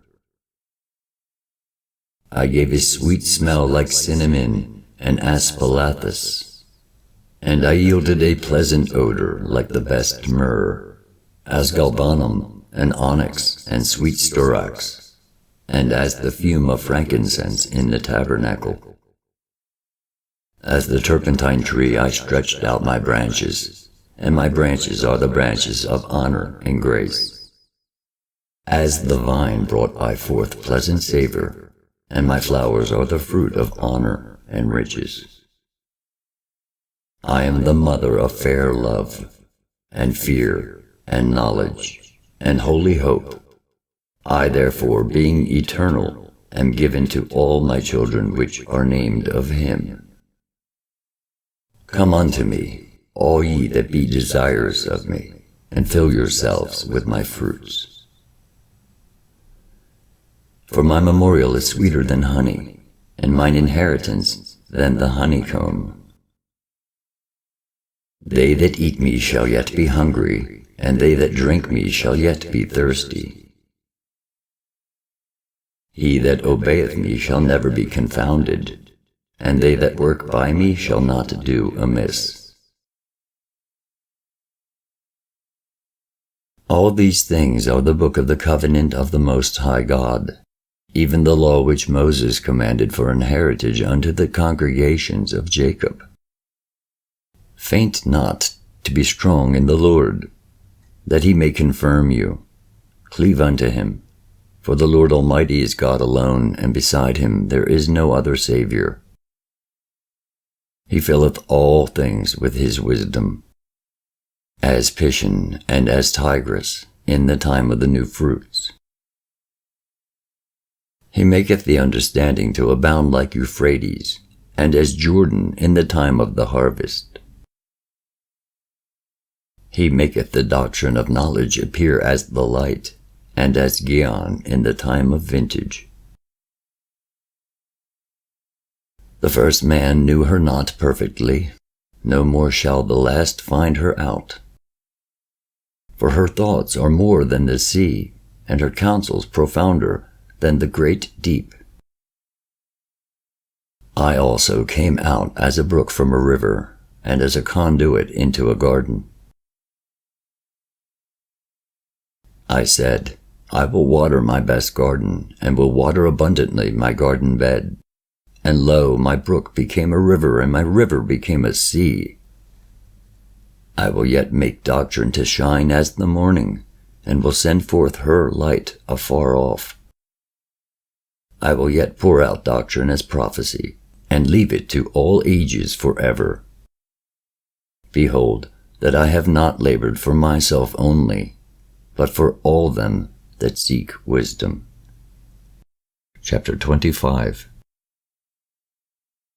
In 3 things I was beautified, and stood up beautiful both before God and men: the unity of brethren, the love of neighbors, a man and a wife that agree together.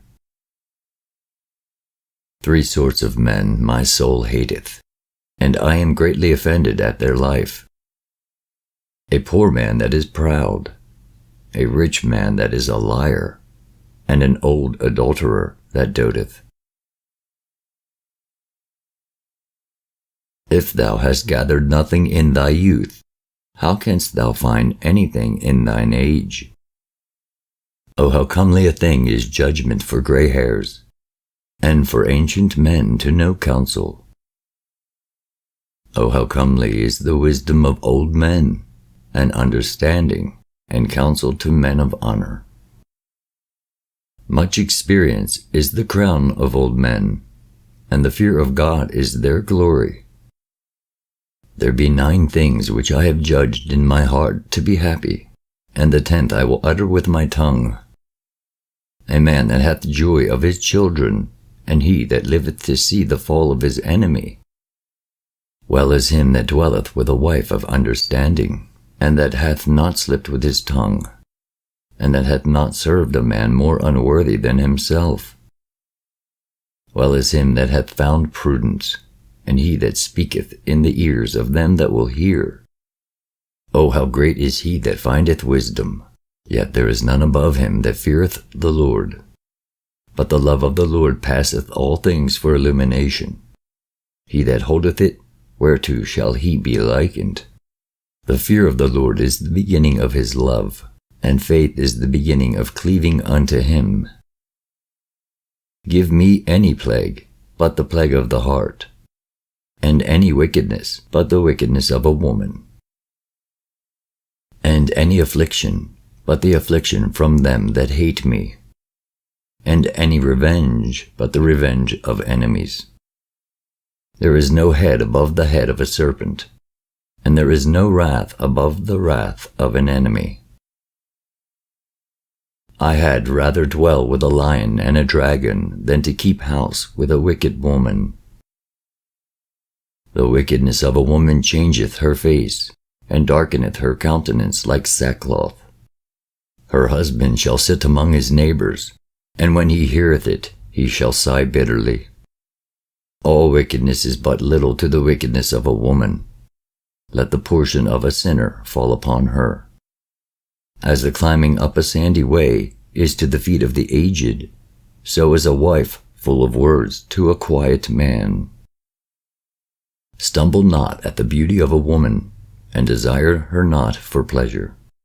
A woman, if she maintain her husband, is full of anger, impudence, and much reproach. A wicked woman abateth the courage, maketh an heavy countenance, and a wounded heart.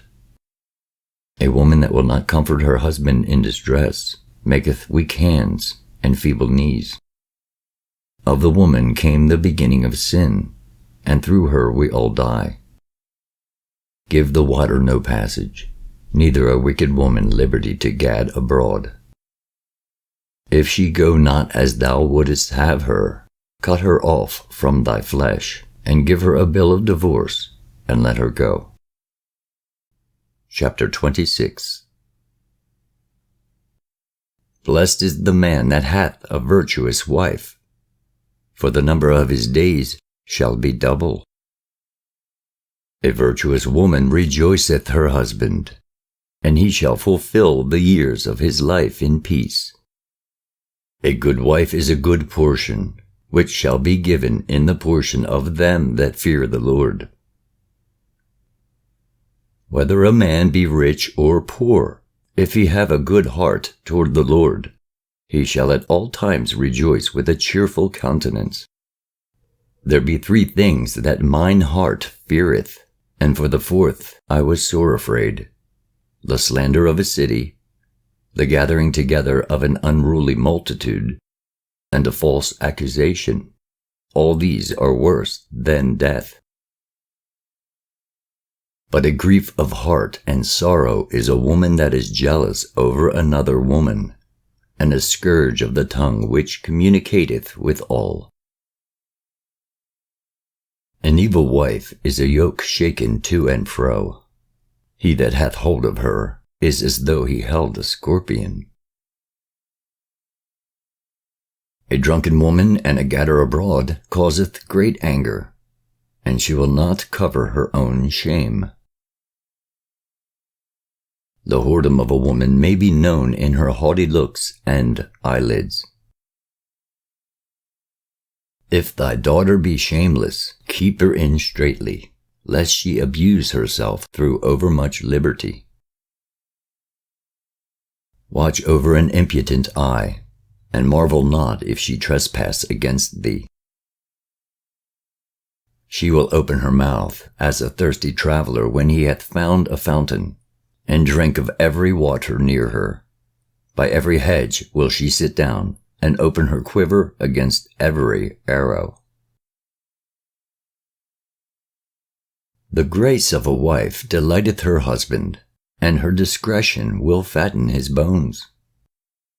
A silent and loving woman is a gift of the Lord, and there is nothing so much worth as a mind well instructed.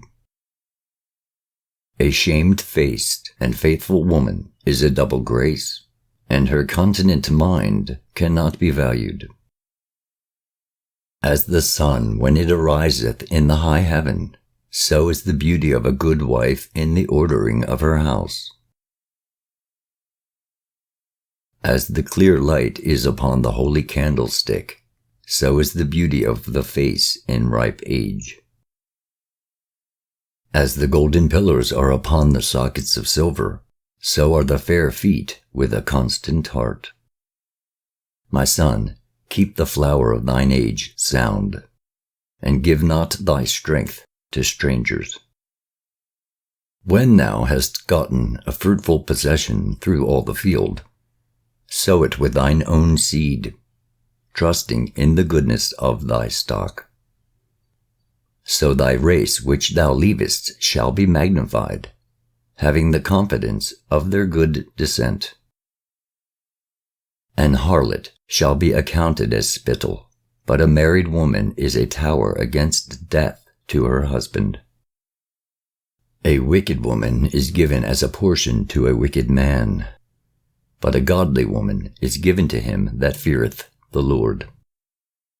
A dishonest woman contemneth shame, but an honest woman will reverence her husband. A shameless woman shall be counted as a dog, but she that is shamefaced will fear the Lord. A woman that honoureth her husband shall be judged wise of all, but she that dishonoureth him in her pride shall be counted ungodly of all. A loud crying woman and a scold shall be sought out to drive away the enemies. There be two things that grieve my heart, and the third maketh me angry: a man of war that suffereth poverty, and men of understanding that are not set by, and one that returneth from righteousness to sin. The Lord prepareth such an one for the sword. A merchant shall hardly keep himself from doing wrong, and an huckster shall not be freed from sin. Chapter 27. Many have sinned for a small matter, and he that seeketh for abundance will turn his eyes away. As a nail sticketh fast between the joinings of the stones, so doth sin stick close between buying and selling. Unless a man hold himself diligently in the fear of the Lord, his house shall soon be overthrown. As when one sifteth with a sieve, the refuse remaineth, so the filth of a man in his talk. The furnace proveth the potter's vessels, so the trial of a man is in his reasoning. The fruit declareth if the tree has been dressed, so is the utterance of a conceit in the heart of a man. Praise no man before thou hearest him speak, for this is the trial of men. If thou followest righteousness, thou shalt obtain her, and put her on as a glorious long robe. The birds will resort unto their like, so will truth return unto them that practice in her. As the lion lieth in wait for the prey, so sin for them that work iniquity. The discourse of a godly man is always with wisdom, but a fool changeth as the moon. If thou be among the indiscreet, observe the time, but be continually among men of understanding. The discourse of fools is irksome, and their sport is the wantonness of sin. The talk of him that sweareth much maketh the hair stand upright, and their brawls make one stop his ears. The strife of the proud is bloodshedding, and their revilings are grievous to the ear. Whoso discovereth secrets loseth his credit, and shall never find friend to his mind. Love thy friend and be faithful unto him, but if thou betrayest his secrets, follow no more after him. For as a man hath destroyed his enemy, so hast thou lost the love of thy neighbor. As one that letteth a bird go out of his hand, so hast thou let thy neighbor go, and shalt not get him again. Follow after him no more, for he is too far off. He is as a roe escaped out of the snare. As for a wound, it may be bound up, and after reviling there may be reconcilement. But he that betrayeth secrets is without hope. He that winketh with his eyes worketh evil, and he that knoweth him will depart from him. When thou art present, he will speak sweetly, and will admire thy words. But at the last he will writhe his mouth and slander thy sayings. I have hated many things, but nothing like him, for the Lord will hate him. Whoso casteth a stone on high casteth it on his own head, and a deceitful stroke shall make wounds. Whoso diggeth a pit shall fall therein, and he that setteth a trap shall be taken therein. He that worketh mischief, it shall fall upon him, and he shall not know whence it cometh. Mockery and reproach are from the proud, but vengeance as a lion shall lie in wait for them. They that rejoice at the fall of the righteous shall be taken in the snare, and anguish shall consume them before they die. Malice and wrath, even these are abominations, and the sinful man shall have them both. Chapter 28. He that revengeth shall find vengeance from the Lord, and he will surely keep his sins in remembrance. Forgive thy neighbor the hurt that he hath done unto thee, so shall thy sins also be forgiven when thou prayest. One man beareth hatred against another, and doth he seek pardon from the Lord? He showeth no mercy to a man which is like himself, and doth he ask forgiveness of his own sins? If he that is but flesh nourish hatred, who will entreat for pardon of his sins? Remember thy end, and let enmity cease. Remember corruption and death, and abide in the commandments. Remember the commandments, and bear no malice to thy neighbor. Remember the covenant of the highest, and wink at ignorance. Abstain from strife, and thou shalt diminish thy sins, for a furious man will kindle strife. A sinful man disquieteth friends, and maketh debate among them that be at peace. As the matter of the fire is, so it burneth. And as a man's strength is, so is his wrath. And according to his riches his anger riseth.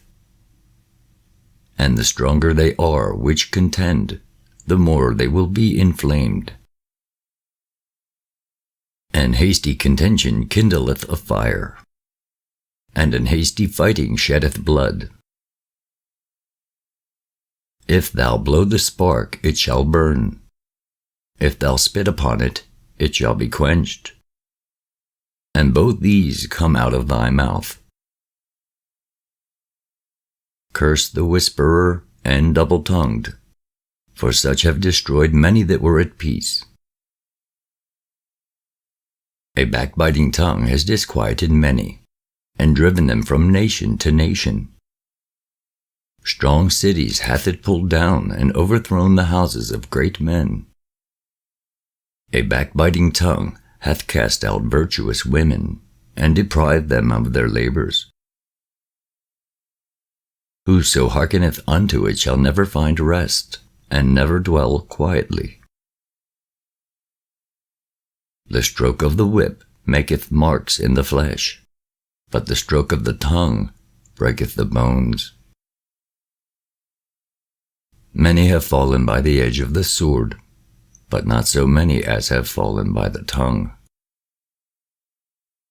Well is he that is defended through the venom thereof, who hath not drawn the yoke thereof, nor hath been bound in her bands. For the yoke thereof is a yoke of iron, and the bands thereof are bands of brass. The death thereof is an evil death, the grave were better than it. It shall not have rule over them that fear God, neither shall they be burned with the flame thereof. Such as forsake the Lord shall fall into it, and it shall burn in them, and not be quenched. It shall be set upon them as a lion, and devour them as a leopard. Look that thou hedge thy possession about with thorns, and bind up thy silver and gold. And weigh thy words in a balance, and make a door and a bar for thy mouth. Beware thou slide not by it, lest thou fall before him that lieth in wait. Chapter 29. He that is merciful will lend unto his neighbor, and he that strengtheneth his hand keepeth the commandments. Lend to thy neighbor in time of his need, and pay thou thy neighbor again in due season. Keep thy word, and deal faithfully with him, and thou shalt always find the thing that is necessary for thee. Many, when a thing was lent them, reckoned it to be found, and put them to trouble that helped them. Till he hath received, he will kiss a man's hand, and for his neighbor's money he will speak submissly. But when he should repay, he will prolong the time, and return words of grief, and complain of the time. If he prevail, he shall hardly receive the half, and he will count it as if he had found it. If not, he hath deprived himself of his money, and he hath gotten him an enemy without cause. He payeth him with cursings and railings, and for honor he will pay him disgrace. Many therefore have refused to lend for other men's ill-dealing, fearing to be defrauded. Yet have thou patience with a man in poor estate, and delay not to show him mercy. Help the poor for the commandment's sake, and turn him not away because of his poverty. Loose thy money for thy brother and thy friend, and let it not rust under a stone to be lost. Lay up thy treasure according to the commandments of the Most High, and it shall bring thee more profit than gold. Shut up alms in thy storehouses, and it shall deliver thee from all affliction. It shall fight for thee against thine enemies better than a mighty shield and a strong spear. An honest man is surety for his neighbor, but he that is impudent will forsake him. Forget not the friendship of thy surety, for he hath given his life for thee. A sinner will overthrow the good estate of his surety, and he that is of an unthankful mind will leave him in danger that delivered him. Suretyship hath undone many of good estate, and shaken them as a wave of the sea. Mighty men hath it driven from their houses, so that they wandered among strange nations. A wicked man transgressing the commandments of the Lord shall fall into suretyship, and he that undertaketh and followeth other men's business for gain shall fall into suits. Help thy neighbor according to thy power, and beware that thou thyself fall not into the same.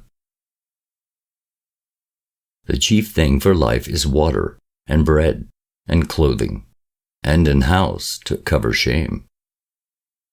Better is the life of a poor man in a mean cottage than delicate fare in another man's house. Be it little or much, hold thee contented, that thou hear not the reproach of thy house. For it is a miserable life to go from house to house. For where thou art a stranger, thou darest not open thy mouth. Thou shalt entertain and feast, and have no thanks. Moreover, thou shalt hear bitter words. Come, thou stranger, and furnish a table, and feed me of that thou hast ready. Give place, thou stranger, to an honorable man. My brother cometh to be lodged, and I have need of mine house. These things are grievous to a man of understanding, the upbraiding of house room, and reproaching of the lender. Chapter 30. He that loveth his son causeth him oft to feel the rod, that he may have joy of him in the end. He that chastiseth his son shall have joy in him, and shall rejoice of him among his acquaintance. He that teacheth his son grieveth the enemy, and before his friends he shall rejoice of him. Though his father die, yet he is as though he were not dead. For he hath left one behind him that is like himself. While he lived, he saw and rejoiced in him, and when he died, he was not sorrowful. He left behind him an avenger against his enemies, and one that shall requite kindness to his friends. He that maketh too much of his son shall bind up his wounds, and his bowels will be troubled at every cry. An horse not broken becometh headstrong, and a child left to himself will be wilful. Cocker thy child, and he shall make thee afraid. Play with him, and he will bring thee to heaviness. Laugh not with him, lest thou have sorrow with him, and lest thou gnash thy teeth in the end. Give him no liberty in his youth, and wink not at his follies. Bow down his neck while he is young, and beat him on the sides while he is a child, lest he wax stubborn, and be disobedient unto thee, and so bring sorrow to thine heart. Chastise thy son, and hold him to labor, lest his lewd behavior be an offense unto thee. Better is the poor, being sound and strong of constitution, than a rich man that is afflicted in his body. Health and good estate of body are above all gold, and a strong body above infinite wealth. There is no riches above a sound body, and no joy above the joy of the heart. Death is better than a bitter life, or continual sickness. Delicates poured upon a mouth shut up are as messes of meat set upon a grave. What good doeth the offering unto an idol? For neither can it eat nor smell. So is he that is persecuted of the Lord. He seeth with his eyes and groaneth, as an eunuch that embraceth a virgin and sigheth. Give not over thy mind to heaviness, and afflict not thyself in thine own counsel. The gladness of the heart is the life of man, and the joyfulness of a man prolongeth his days. Love thine own soul, and comfort thy heart. Remove sorrow far from thee, for sorrow hath killed many, and there is no profit therein. Envy and wrath shorten the life, and carefulness bringeth age before the time.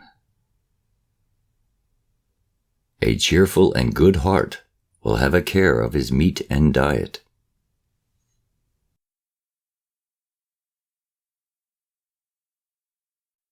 Chapter 31. Watching for riches consumeth the flesh, and the care thereof driveth away sleep. Watching care will not let a man slumber, as a sore disease breaketh sleep. The rich hath great labor in gathering riches together, and when he resteth, he is filled with his delicates. The poor laboreth in his poor estate, and when he leaveth off, he is still needy.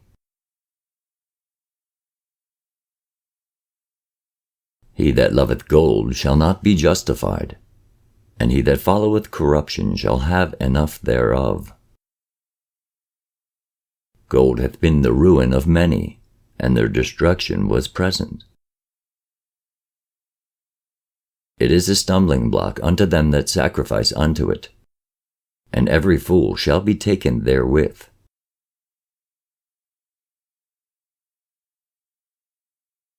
Blessed is the rich that is found without blemish, and hath not gone after gold. Who is he, and we will call him blessed? For wonderful things hath he done among his people, who hath been tried thereby and found perfect.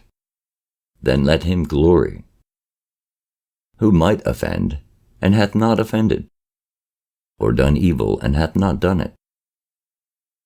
His good shall be established, and the congregation shall declare his alms.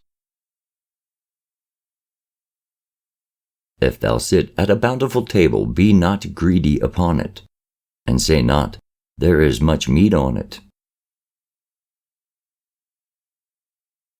Remember that a wicked eye is an evil thing, and what is created more wicked than the eye? Therefore it weepeth upon every occasion. Stretch not thine hand whithersoever it looketh, and thrust it not with him into the dish. Judge not thy neighbor by thyself, and be discreet in every point. Eat as it becometh a man those things which are set before thee, and devour not, lest thou be hated. Leave off first for manner's sake, and be not unsatiable, lest thou offend. When thou sittest among many, reach not thine hand out first of all. A very little is sufficient for a man well nurtured, and he fetcheth not his wind short upon his bed. Sound sleep cometh of moderate eating. He riseth early, and his wits are with him. But the pain of watching, and choler, and pangs of the belly, are with an unsatiable man. And if thou hast been forced to eat, arise, go forth, vomit, and thou shalt have rest. My son, hear me, and despise me not, and at the last thou shalt find as I told thee. In all thy works be quick, so shall there no sickness come unto thee. Whoso is liberal of his meat, men shall speak well of him, and the report of his good housekeeping will be believed.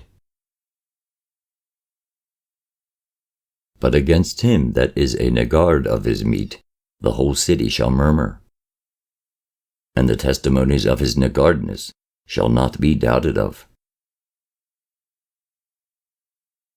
Show not thy valiantness in wine, for wine hath destroyed many. The furnace proveth the edge by dipping, so doth wine the hearts of the proud by drunkenness. Wine is as good as life to a man, if it be drunk moderately. What life is then to a man that is without wine? For it was made to make men glad. Wine measurably drunk and in season bringeth gladness of the heart, and cheerfulness of the mind. But wine drunken with excess maketh bitterness of the mind, with brawling and quarreling. Drunkenness increaseth the rage of a fool till he offend. It diminisheth strength, and maketh wounds. Rebuke not thy neighbor at the wine, and despise him not in his mirth. Give him no despiteful words, and press not upon him with urging him to drink. Chapter 32. If thou be made the master of a feast, lift not thyself up, but be among them as one of the rest. Take diligent care for them, and so sit down. And when thou hast done all thy office, take thy place, that thou mayest be merry with them, and receive a crown for thy well-ordering of the feast. Speak, thou that art the elder, for it becometh thee, but with sound judgment, and hinder not music.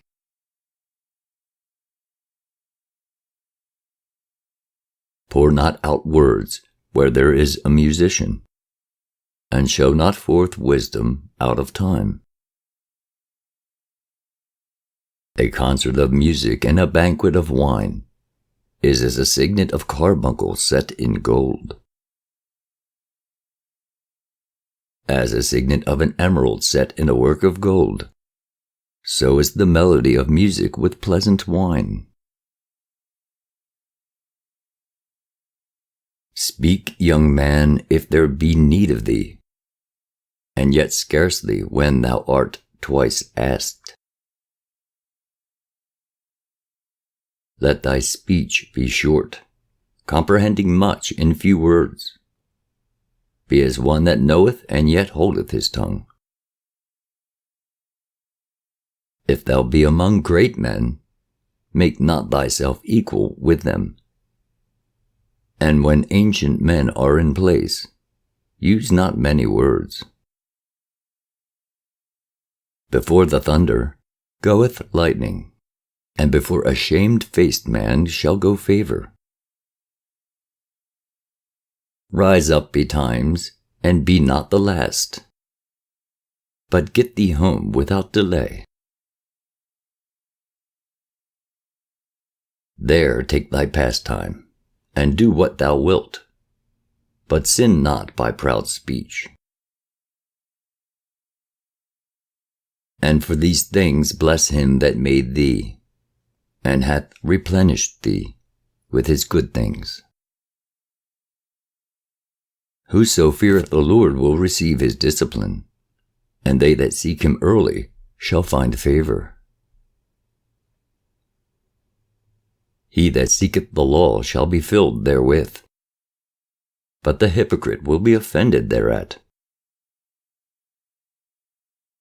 They that fear the Lord shall find judgment, and shall kindle justice as a light. A sinful man will not be reproved, but findeth an excuse according to his will. A man of counsel will be considerate, but a strange and proud man is not daunted with fear, even when of himself he hath done without counsel. Do nothing without advice, and when thou hast once done, repent not.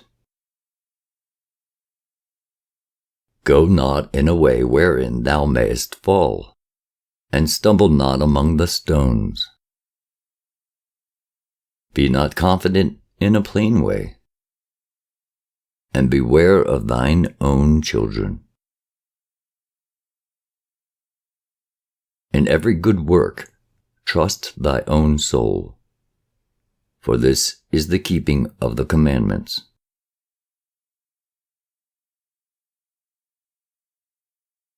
He that believeth in the Lord taketh heed to the commandment, and he that trusteth in him shall fare never the worse. Chapter 33.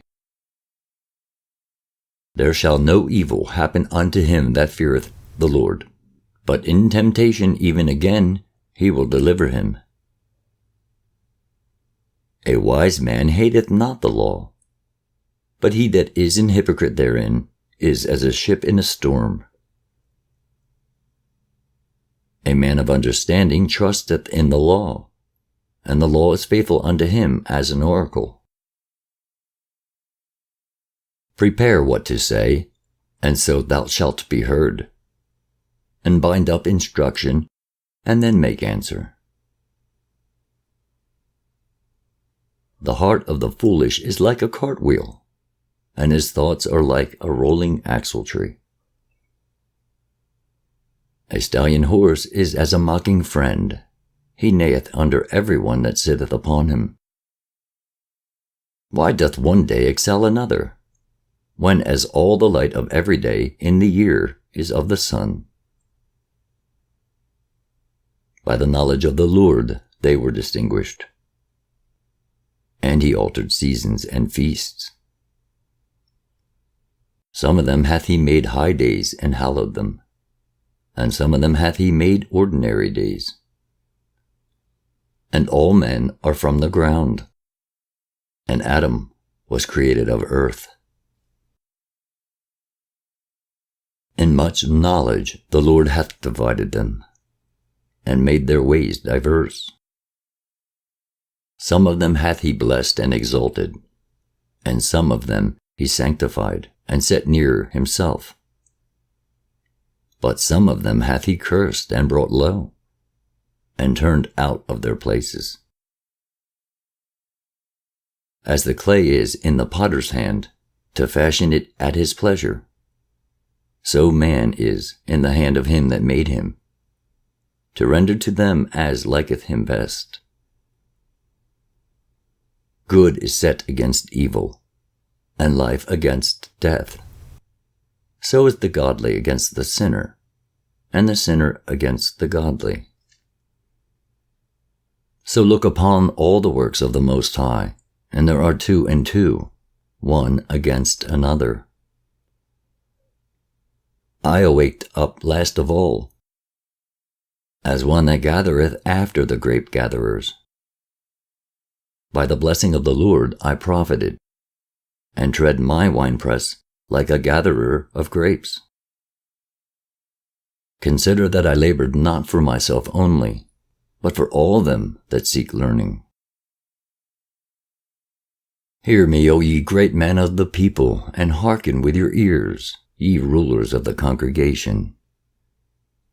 Give not thy son and wife, thy brother and friend, power over thee while thou livest. And give not thy goods to another, lest it repent thee, and thou entreat for the same again.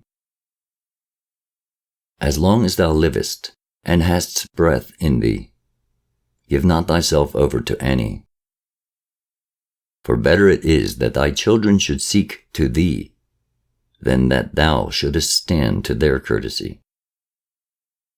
In all thy works keep to thyself the preeminence. Leave not a stain in thine honor.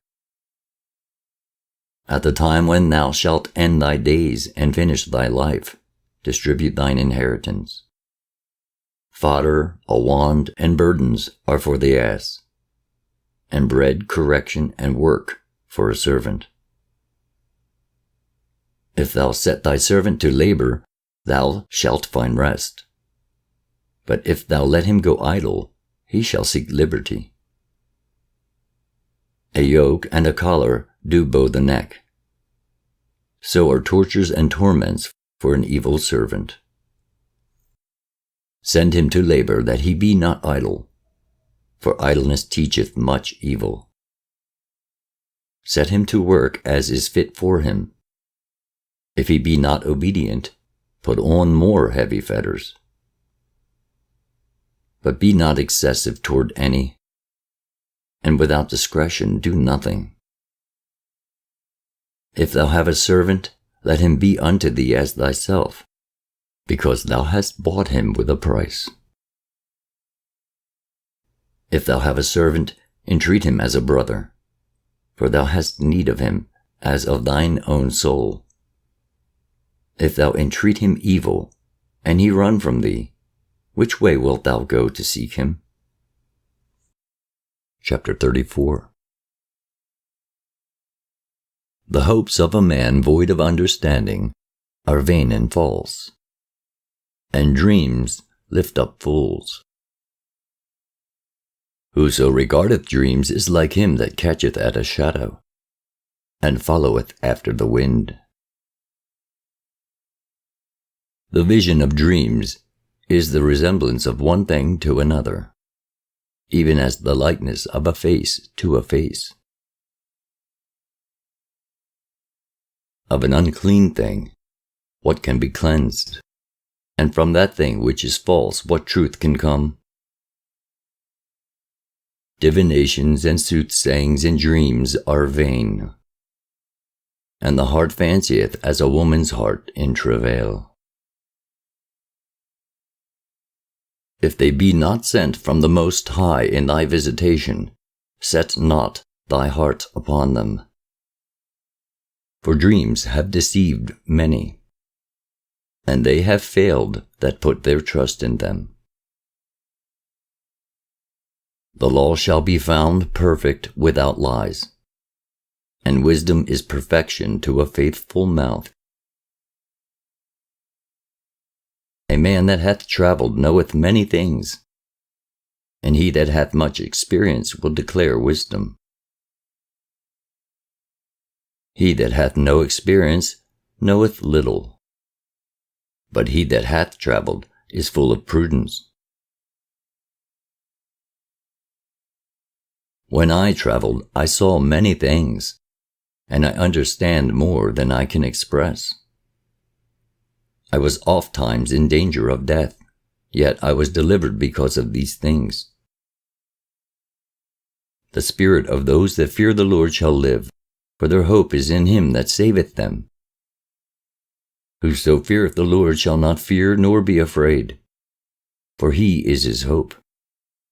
Blessed is the soul of him that feareth the Lord. To whom doth he look, and who is his strength? For the eyes of the Lord are upon them that love him. He is their mighty protection and strong stay, a defense from heat, and a cover from the sun at noon, a preservation from stumbling, and an help from falling. He raiseth up the soul and lighteneth the eyes. He giveth health, life, and blessing. He that sacrificeth of a thing wrongfully gotten, his offering is ridiculous, and the gifts of unjust men are not accepted. The Most High is not pleased with the offerings of the wicked, neither is he pacified for sin by the multitude of sacrifices. Whoso bringeth an offering of the goods of the poor doeth as one that killeth the son before his father's eyes. The bread of the needy is their life. He that defraudeth him thereof is a man of blood. He that taketh away his neighbour's living slayeth him, and he that defraudeth the labourer of his hire is a bloodshedder. When one buildeth and another pulleth down, what profit have they then but labour? When one prayeth and another curseth, whose voice will the Lord hear? He that washeth himself after the touching of a dead body, if he touch it again, what availeth his washing? So is it with a man that fasteth for his sins, and goeth again, and doeth the same. Who will hear his prayer? Or what doth his humbling profit him? Chapter 35. He that keepeth the law bringeth offerings enough. He that taketh heed to the commandment offereth a peace offering. He that requiteth a good turn offereth fine flour, and he that giveth alms sacrificeth praise. To depart from wickedness is a thing pleasing to the Lord, and to forsake unrighteousness is a propitiation. Thou shalt not appear empty before the Lord. For all these things are to be done because of the commandment. The offering of the righteous maketh the altar fat, and the sweet savour thereof is before the Most High. The sacrifice of a just man is acceptable, and the memorial thereof shall never be forgotten. Give the Lord his honor with a good eye, and diminish not the first fruits of thine hands. In all thy gifts show a cheerful countenance, and dedicate thy tithes with gladness.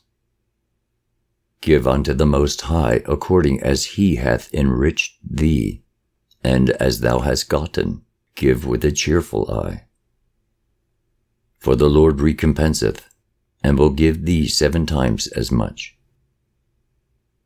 Do not think to corrupt with gifts, for such he will not receive. And trust not to unrighteous sacrifices, for the Lord is judge, and with him is no respect of persons.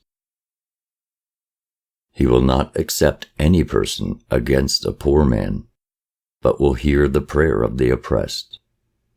He will not despise the supplication of the fatherless, nor the widow when she poureth out her complaint. Do not the tears run down the widow's cheeks, and is not her cry against him that causeth them to fall? He that serveth the Lord shall be accepted with favor, and his prayer shall reach unto the clouds.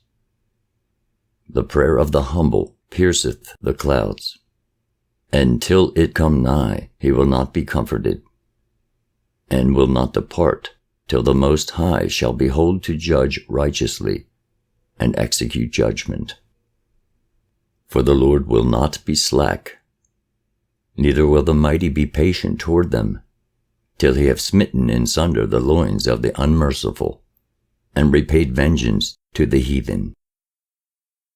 Till he have taken away the multitude of the proud, and broken the scepter of the unrighteous. Till he have rendered to every man according to his deeds, and to the works of men according to their devices. Till he have judged the cause of his people, and made them to rejoice in his mercy. Mercy is seasonable in the time of affliction, as clouds of rain in the time of drought.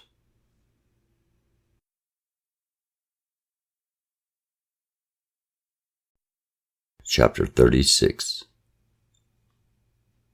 Have mercy upon us, O Lord God of all, and behold us, and send thy fear upon all the nations that seek not after thee. Lift up thy hand against the strange nations, and let them see thy power. As thou wast sanctified in us before them, so be thou magnified among them before us. And let them know thee, as we have known thee, that there is no God but only thou, O God. Show new signs and make other strange wonders. Glorify thy hand and thy right arm, that they may set forth thy wondrous works. Raise up indignation and pour out wrath. Take away the adversary, and destroy the enemy. Make the time short, remember the covenant, and let them declare thy wonderful works. Let him that escapeth be consumed by the rage of the fire, and let them perish that oppress the people. Smite in sunder the heads of the rulers of the heathen that say, There is none other but we. Gather all the tribes of Jacob together, and inherit thou them, as from the beginning. O Lord, have mercy upon the people that is called by thy name, and upon Israel, whom thou hast named thy firstborn. O be merciful unto Jerusalem, thy holy city, the place of thy rest. Fill Sion with thine unspeakable oracles, and thy people with thy glory. Give testimony unto those that thou hast possessed from the beginning, and raise up prophets that have been in thy name. Reward them that wait for thee, and let thy prophets be found faithful. O Lord, hear the prayer of thy servants, according to the blessing of Aaron over thy people, that all they which dwell upon the earth may know that thou art the Lord, the eternal God, The belly devoureth all meats, yet is one meat better than another. As the palate tasteth divers kinds of venison, so doth an heart of understanding false speeches. A froward heart causeth heaviness, but a man of experience will recompense him. A woman will receive every man, yet is one daughter better than another. The beauty of a woman cheereth the countenance, and a man loveth nothing better. If there be kindness, meekness, and comfort in her tongue, then is not her husband like other men. He that getteth a wife beginneth a possession, a help like unto himself, and a pillar of rest.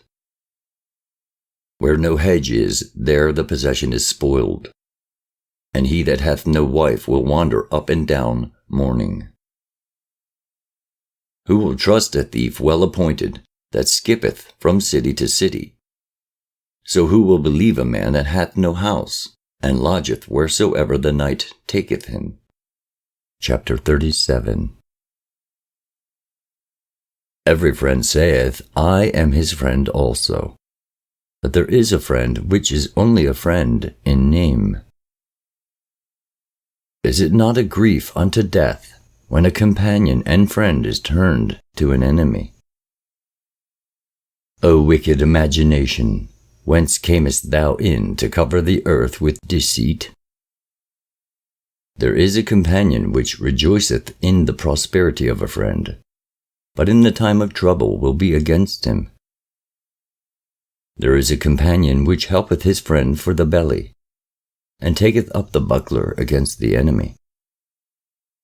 Forget not thy friend in thy mind, and be not unmindful of him in thy riches. Every counselor extolleth counsel, but there is some that counseleth for himself.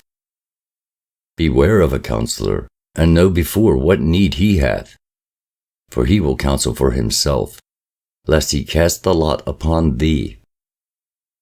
And say unto thee, Thy way is good, and afterward he stand on the other side to see what shall befall thee. Consult not with one that suspecteth thee, and hide thy counsel from such as envy thee.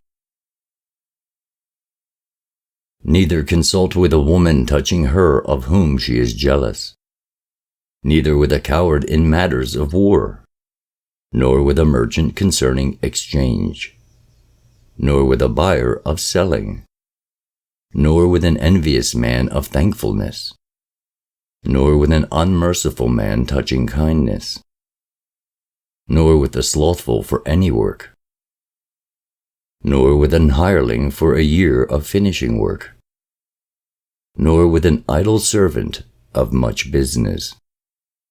Hearken not unto these in any matter of counsel,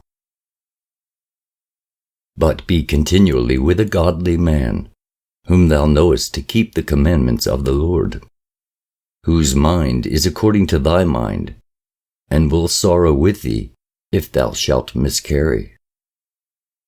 And let the counsel of thine own heart stand, for there is no man more faithful unto thee than it.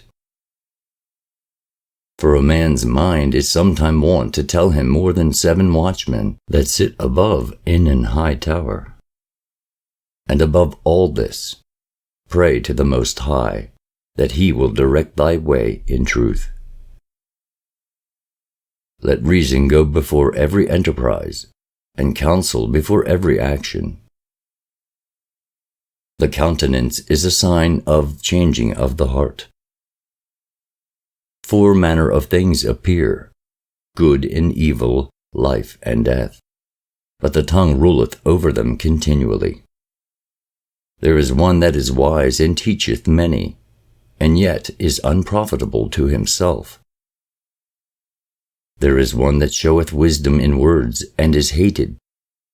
He shall be destitute of all food. For grace is not given him from the Lord, because he is deprived of all wisdom. Another is wise to himself, and the fruits of understanding are commendable in his mouth. A wise man instructeth his people, and the fruits of his understanding fail not.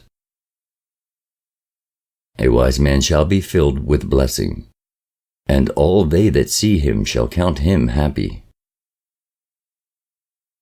The days of the life of man may be numbered, but the days of Israel are innumerable. A wise man shall inherit glory among his people, and his name shall be perpetual. My son, prove thy soul in thy life, and see what is evil for it, and give not that unto it.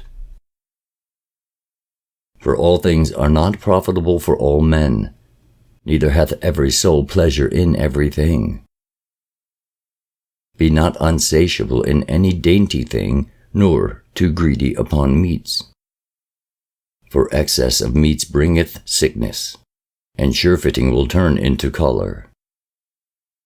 By surefitting have many perished, but he that taketh heed prolongeth his life.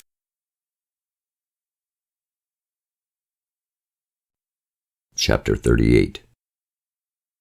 Honor a physician with the honor due unto him for the uses which you may have of him, for the Lord hath created him. For of the Most High cometh healing, and he shall receive honor of the king. The skill of the physician shall lift up his head, and in the sight of great men he shall be in admiration. The Lord hath created medicines out of the earth, and he that is wise will not abhor them. Was not the water made sweet with wood, that the virtue thereof might be known? And he hath given men skill, that he might be honored in his marvelous works.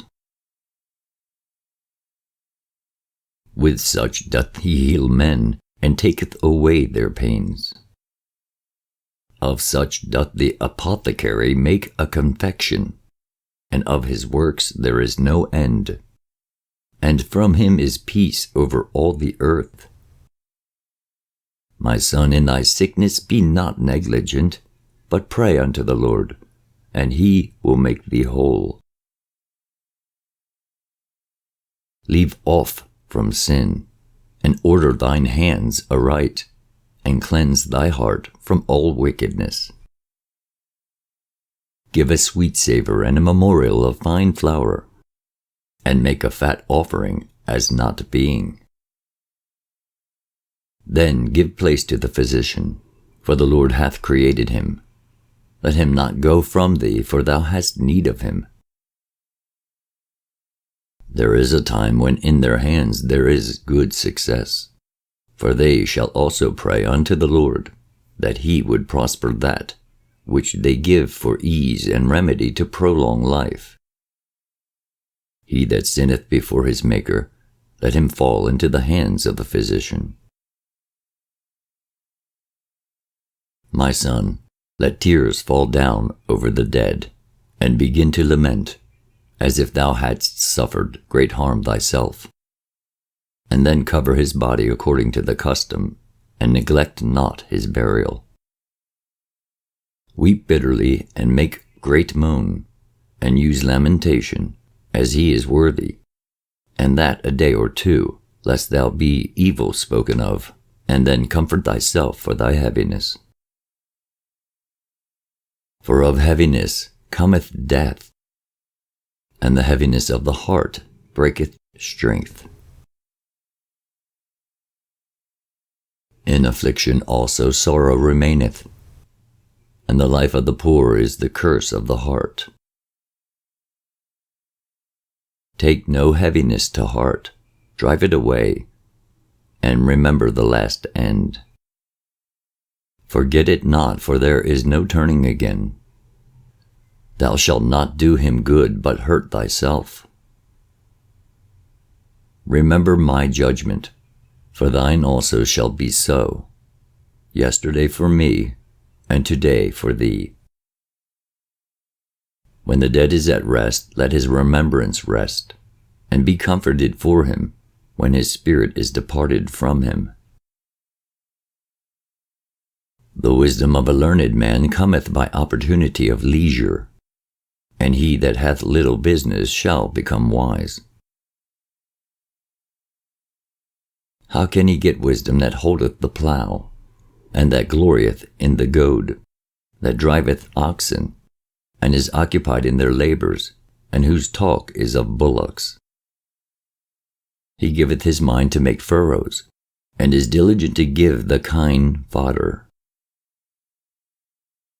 So every carpenter and workmaster that laboureth night and day, and they that cut and grave seals, and are diligent to make great variety, and give themselves to counterfeit imagery, and watch to finish a work. The smith also sitting by the anvil, and considering the ironwork. The vapour of the fire wasteth his flesh, and he fighteth with the heat of the furnace. The noise of the hammer and the anvil is ever in his ears, and his eyes look still upon the pattern of the thing that he maketh. He setteth his mind to finish his work, and watcheth to polish it perfectly. So doth the potter sitting at his work, and turning the wheel about with his feet, who is always carefully set at his work, and maketh all his work by number. He fashioneth the clay with his arm, and boweth down his strength before his feet. He applieth himself to lead it over, and he is diligent to make clean the furnace. All these trust to their hands, and every one is wise in his work. Without these cannot a city be inhabited, and they shall not dwell where they will, nor go up and down. They shall not be sought for in public council, nor sit high in the congregation. They shall not sit on the judge's seat, nor understand the sentence of judgment. They cannot declare justice and judgment, and they shall not be found where parables are spoken. But they will maintain the state of the world, and all their desire is in the work of their craft. Chapter 39. But he that giveth his mind to the law of the Most High, and is occupied in the meditation thereof, will seek out the wisdom of all the ancient, and be occupied in prophecies. He will keep the sayings of the renowned men, and where subtle parables are, he will be there also. He will seek out the secrets of grave sentences, and be conversant in dark parables. He shall serve among great men, and appear before princes. He will travel through strange countries, for he hath tried the good and the evil among men. He will give his heart to resort early to the Lord that made him, and will pray before the Most High, and will open his mouth in prayer, and make supplication for his sins. When the great Lord will, he shall be filled with the spirit of understanding. He shall pour out wise sentences and give thanks unto the Lord in his prayer. He shall direct his counsel and knowledge, and in his secrets shall he meditate. He shall show forth that which he hath learned, and shall glory in the law of the covenant of the Lord. Many shall commend his understanding, and so long as the world endureth, it shall not be blotted out. His memorial shall not depart away, and his name shall live from generation to generation. Nations shall show forth his wisdom, and the congregation shall declare his praise. If he die, he shall leave a greater name than 1,000, and if he live, he shall increase it. Yet have I more to say, which I have thought upon, for I am filled as the moon at the full. Hearken unto me, ye holy children, and bud forth as a rose growing by the brook of the field. And give ye a sweet savour as frankincense, and flourish as a lily. Send forth a smell, and sing a song of praise. Bless the Lord in all his works.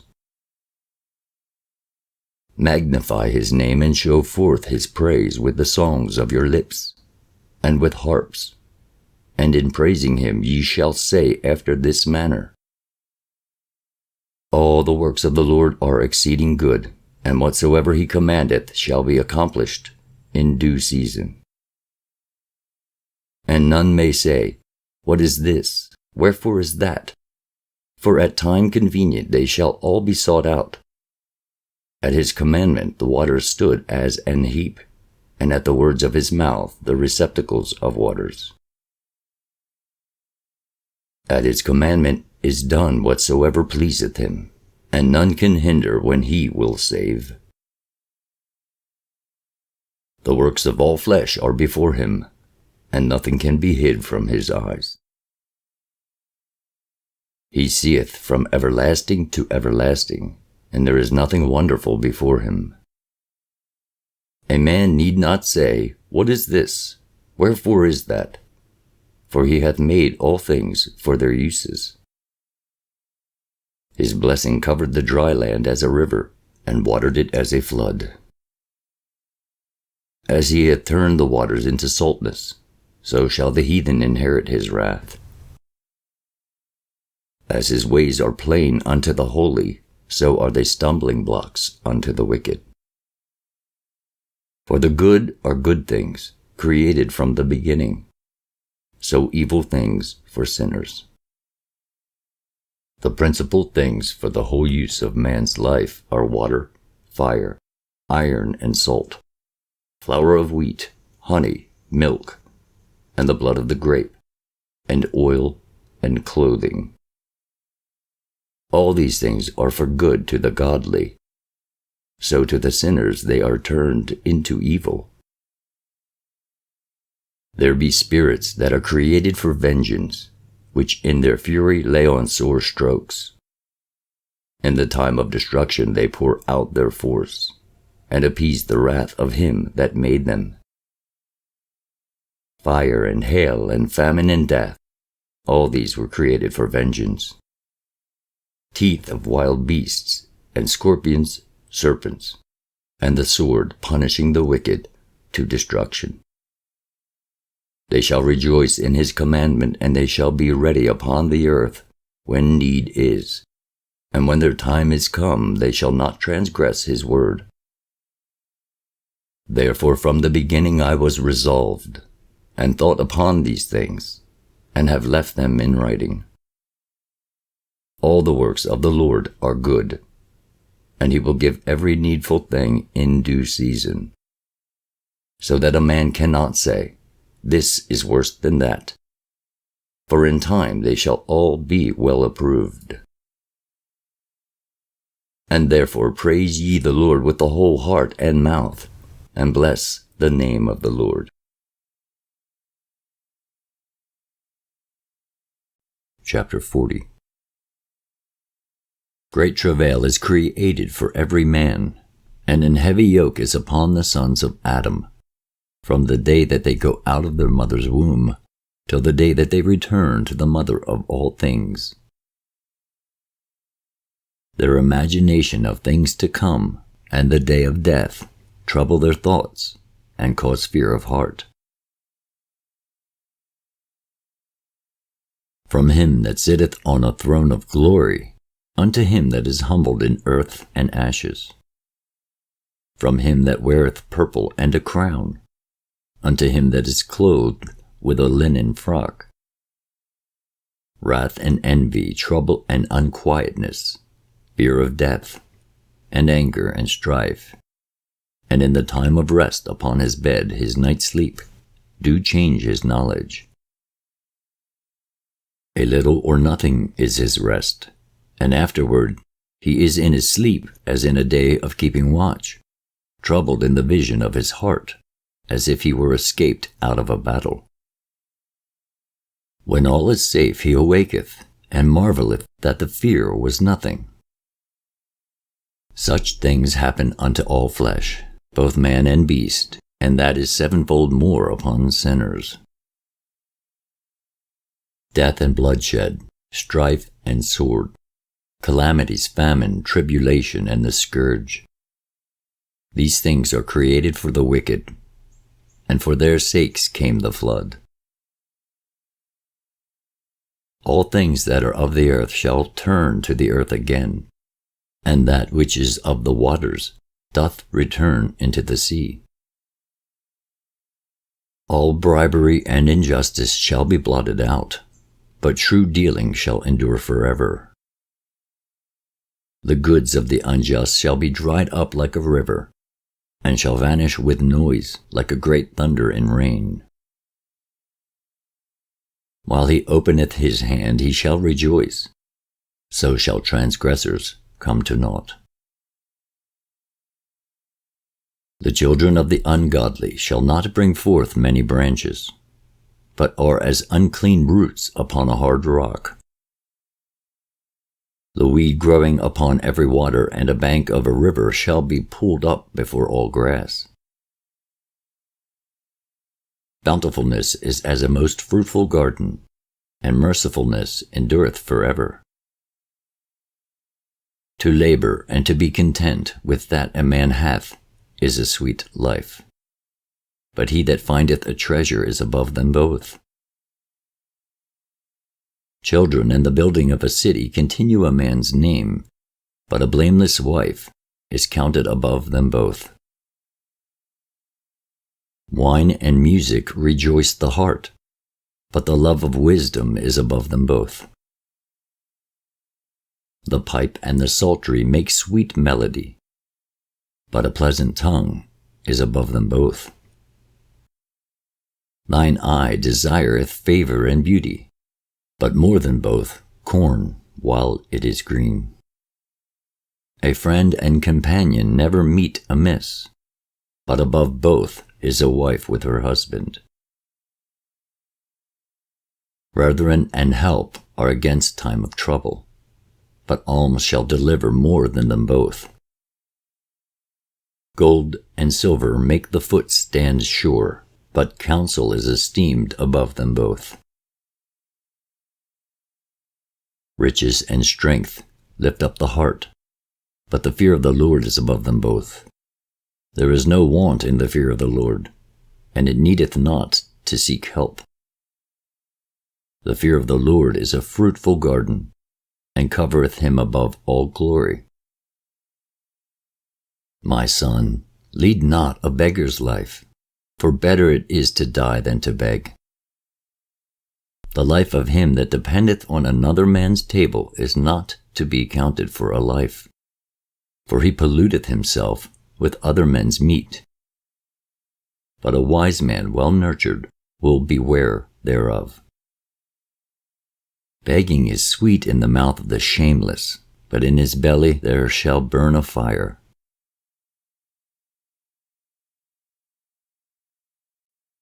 Chapter 41.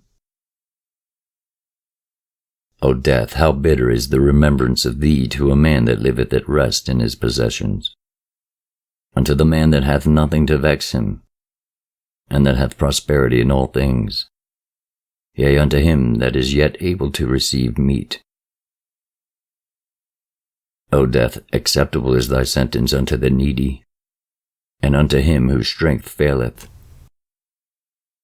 that is now in the last age, and is vexed with all things, and to him that despaireth, and hath lost patience. Fear not the sentence of death. Remember them that have been before thee, and that come after. For this is the sentence of the Lord over all flesh. And why art thou against the pleasure of the Most High? There is no inquisition in the grave, whether thou have lived 10 or 100 or 1,000 years. The children of sinners are abominable children, and they that are conversant in the dwelling of the ungodly.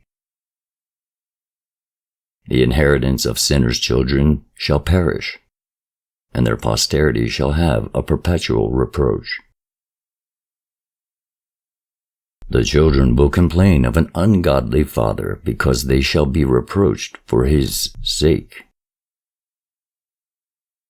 Woe be unto you, ungodly men, which have forsaken the law of the Most High God. For if ye increase, it shall be to your destruction. And if ye be born, ye shall be born to a curse. And if ye die, a curse shall be your portion. All that are of the earth shall turn to earth again. So the ungodly shall go from a curse to destruction. The mourning of men is about their bodies, but an ill name of sinners shall be blotted out. Have regard to thy name, for that shall continue with thee above 1,000 great treasures of gold. A good life hath but few days, but a good name endureth forever. My children, keep discipline in peace. For wisdom that is hid, and a treasure that is not seen, what profit is in them both? A man that hideth his foolishness is better than a man that hideth his wisdom. Therefore, be shamefaced according to my word. For it is not good to retain all shamefacedness, neither is it altogether approved in everything. Be ashamed of whoredom before father and mother, and of a lie before a prince and a mighty man, of an offense before a judge and ruler, of iniquity before a congregation and people, of unjust dealing before thy partner and friend,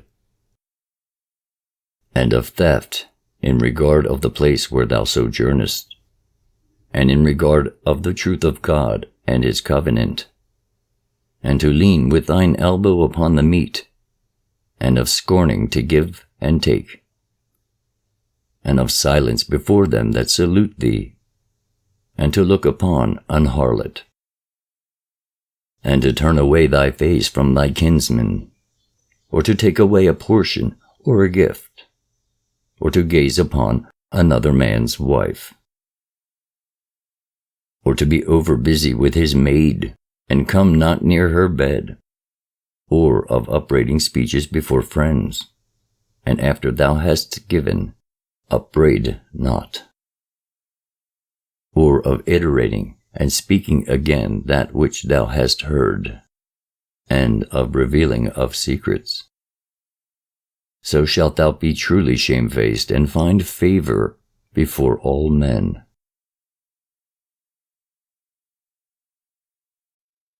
Chapter 42. Of these things be not thou ashamed, and accept no person to sin thereby. Of the law of the Most High, and his covenant, and of judgment to justify the ungodly. Of reckoning with thy partners and travelers, or of the gift of the heritage of friends. Of exactness of balance and weights, or of getting much or little. And of merchants' indifferent selling, of much correction of children, and to make the side of an evil servant to bleed. Shorekeeping is good where an evil wife is, and shut up where many hands are. Deliver all things in number and weight, and put all in writing that thou givest out or receivest in.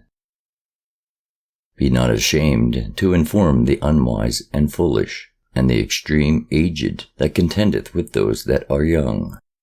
Thus shalt thou be truly learned, and approved of all men living. The father waketh for the daughter when no man knoweth, and the care for her taketh away sleep.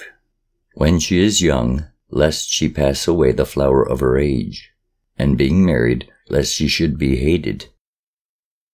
In her virginity, lest she should be defiled, and gotten with child in her father's house, and having an husband, lest she should misbehave herself, and when she is married, lest she should be barren. Keep a sure watch over a shameless daughter, lest she make thee a laughingstock to thine enemies, and a byword in the city, and a reproach among the people, and make thee ashamed before the multitude. Behold not everybody's beauty, and sit not in the midst of women. For from garments cometh a moth, and from women wickedness.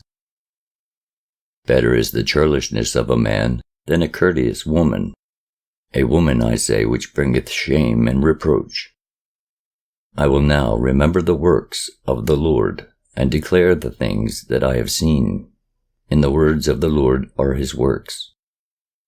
The sun that giveth light looketh upon all things, and the work thereof is full of the glory of the Lord. The Lord hath not given power to the saints to declare all his marvelous works, which the Almighty Lord firmly settled, that whatsoever is might be established for his glory. He seeketh out the deep and the heart, and considereth their crafty devices. For the Lord knoweth all that may be known, and he beholdeth the signs of the world. He declareth the things that are past, and for to come, and revealeth the steps of hidden things. No thought escapeth him, neither any word is hidden from him.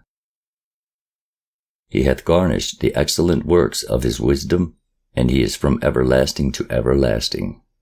Unto him may nothing be added, neither can he be diminished, and he hath no need of any counselor. Oh, how desirable are all his works, and that a man may see even to a spark. All these things live and remain forever for all uses, and they are all obedient. All things are double, one against another, and he hath made nothing imperfect. One thing establisheth the good or another, and who shall be filled with beholding his glory? Chapter 43. The pride of the height, the clear firmament, the beauty of heaven, with his glorious show. The sun when it appeareth, declaring at his rising a marvelous instrument, the work of the Most High. At noon it parcheth the country, and who can abide the burning heat thereof? A man blowing a furnace is in works of heat, but the sun burneth the mountains 3 times more, breathing out fiery vapors, and sending forth bright beams. It dimmeth the eyes. Great is the Lord that made it, and at his commandment runneth hastily. He made the moon also to serve in her season for a declaration of times, and a sign of the world. From the moon is the sign of feast, a light that decreaseth in her perfection.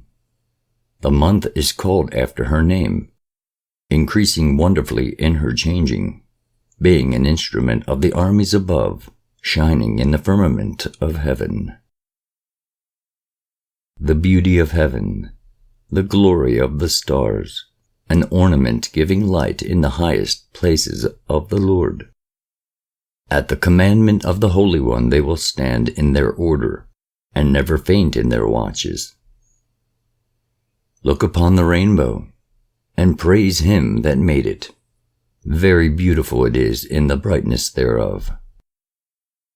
It compasseth the heaven about with a glorious circle, and the hands of the Most High have bended it. By his commandment he maketh the snow to fall aplace, and sendeth swiftly the lightnings of his judgment. Through this the treasures are opened, and clouds fly forth as fowls. By his great power he maketh the clouds firm, and the hailstones are broken small. At his sight the mountains are shaken, and at his will the south wind bloweth. The noise of the thunder maketh the earth to tremble, so doth the northern storm and the whirlwind. As birds flying he scattereth the snow, and the falling down thereof is as the lighting of grasshoppers. The eye marvelleth at the beauty of the whiteness thereof, and the heart is astonished at the raining of it. The hoarfrost also as salt he poureth on the earth. and being congealed it lieth on the top of sharp stakes. When the cold north wind bloweth, and the water is congealed into ice, it abideth upon every gathering together of water, and clotheth the water as with a breastplate. It devoureth the mountains, and burneth the wilderness, and consumeth the grass as fire. A present remedy of all is a mist coming speedily, a dew coming after heat refresheth. By his counsel he appeaseth the deep, and planteth islands therein. They that sail on the sea tell of the danger thereof, and when we hear it with our ears we marvel thereat. For therein be strange and wondrous works, variety of all kinds of beasts and whales created. By him the end of them hath prosperous success, and by his word all things consist. We may speak much, and yet come short, wherefore in some he is all. How shall we be able to magnify him? For he is great above all his works.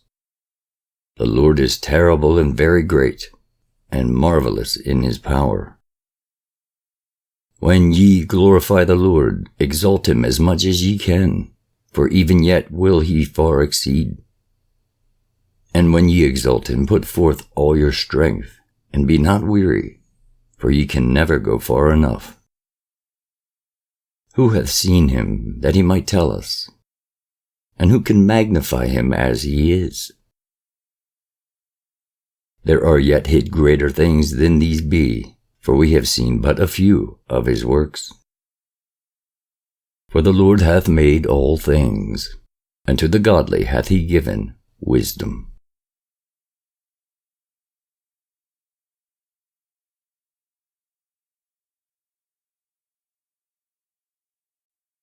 Chapter 44.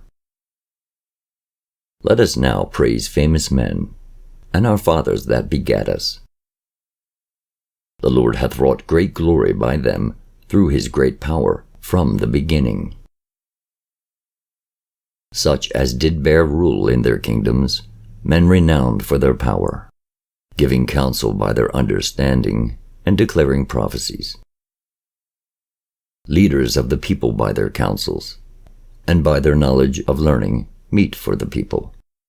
Wise and eloquent are their instructions. Such as found out musical tones and recited verses in writing. Rich men furnished with ability, living peaceably in their habitations. All these were honored in their generations, and were the glory of their times.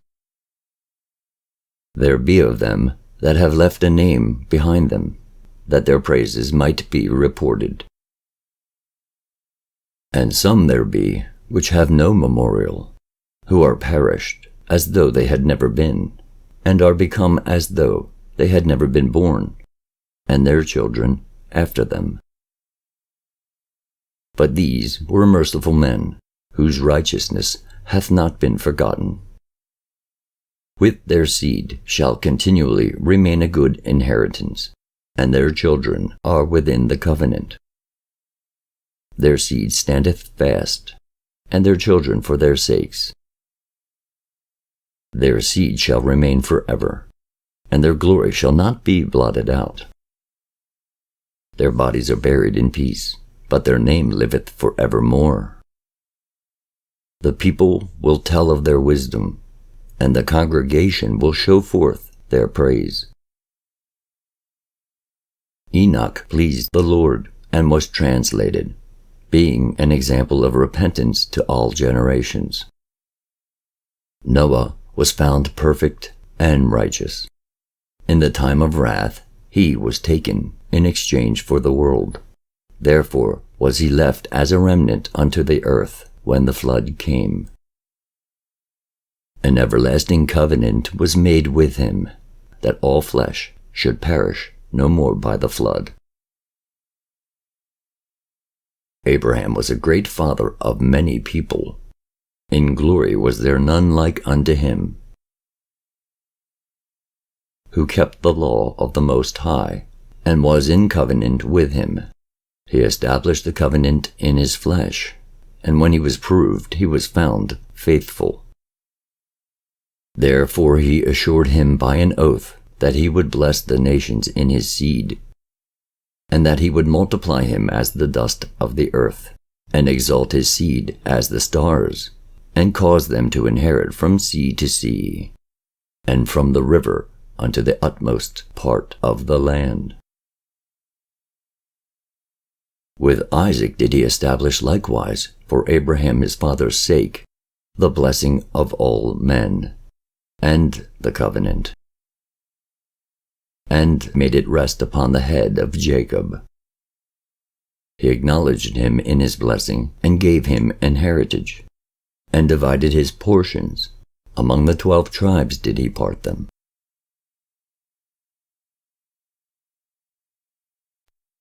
Chapter 45.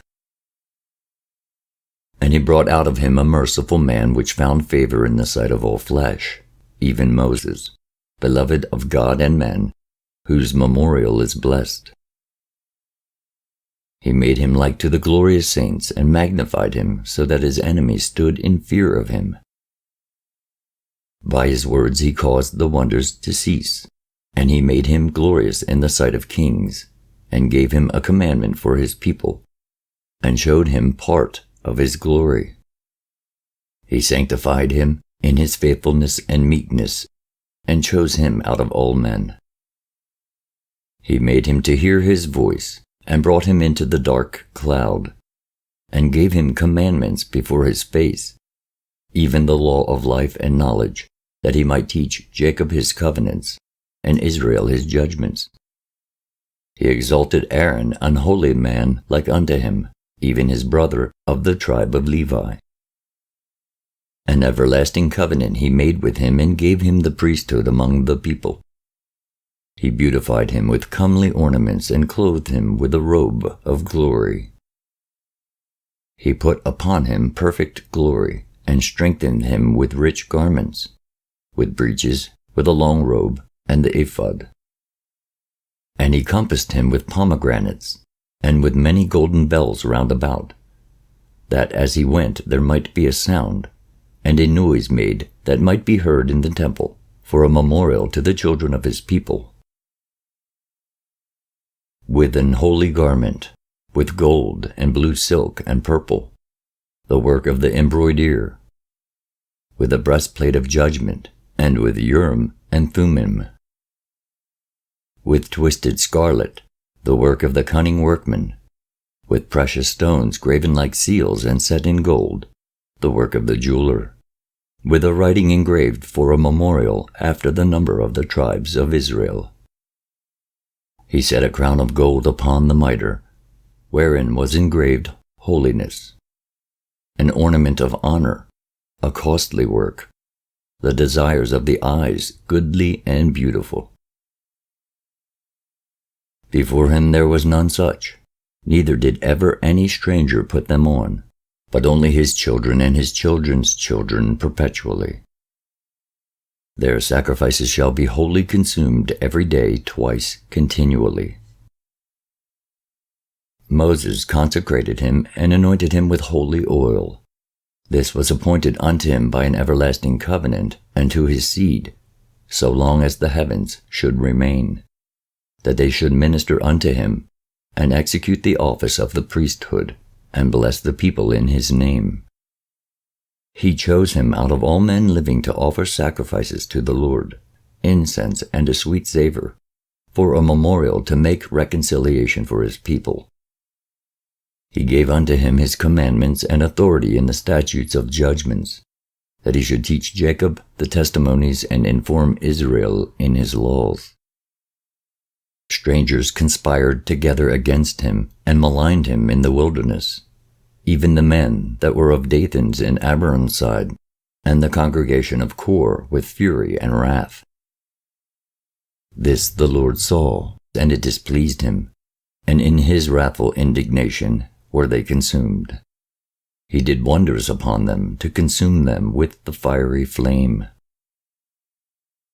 But he made Aaron more honorable, and gave him an heritage, and divided unto him the firstfruits of the increase. Especially he prepared bread in abundance. For they eat of the sacrifices of the Lord, which he gave unto him and his seed. Howbeit in the land of the people he had no inheritance, neither had he any portion among the people, for the Lord himself is his portion and inheritance. The third in glory is Phinehas, the son of Eleazar, because he had zeal in the fear of the Lord, and stood up with good courage of heart, when the people were turned back, and made reconciliation for Israel. Therefore was there a covenant of peace made with him, that he should be the chief of the sanctuary and of his people, and that he and his posterity should have the dignity of the priesthood forever. According to the covenant made with David, son of Jesse, of the tribe of Judah, that the inheritance of the king should be to his posterity alone, so the inheritance of Aaron should also be unto his seed. God give you wisdom in your heart to judge his people in righteousness, that their good things be not abolished, and that their glory may endure forever. Chapter 46. Jesus the son of Navi was valiant in the wars, and was the successor of Moses in prophecies, who according to his name was made great for the saving of the elect of God, and taking vengeance of the enemies that rose up against them, that he might set Israel in their inheritance. How great glory gat he, when he did lift up his hands, and stretched out his sword against the cities. Who before him so stood to it? For the Lord himself brought his enemies unto him. Did not the sun go back by his means? And was not one day as long as two? He called upon the Most High Lord, when the enemies pressed upon him on every side. And the great Lord heard him. And with hailstones of mighty power he made the battle to fall violently upon the nations.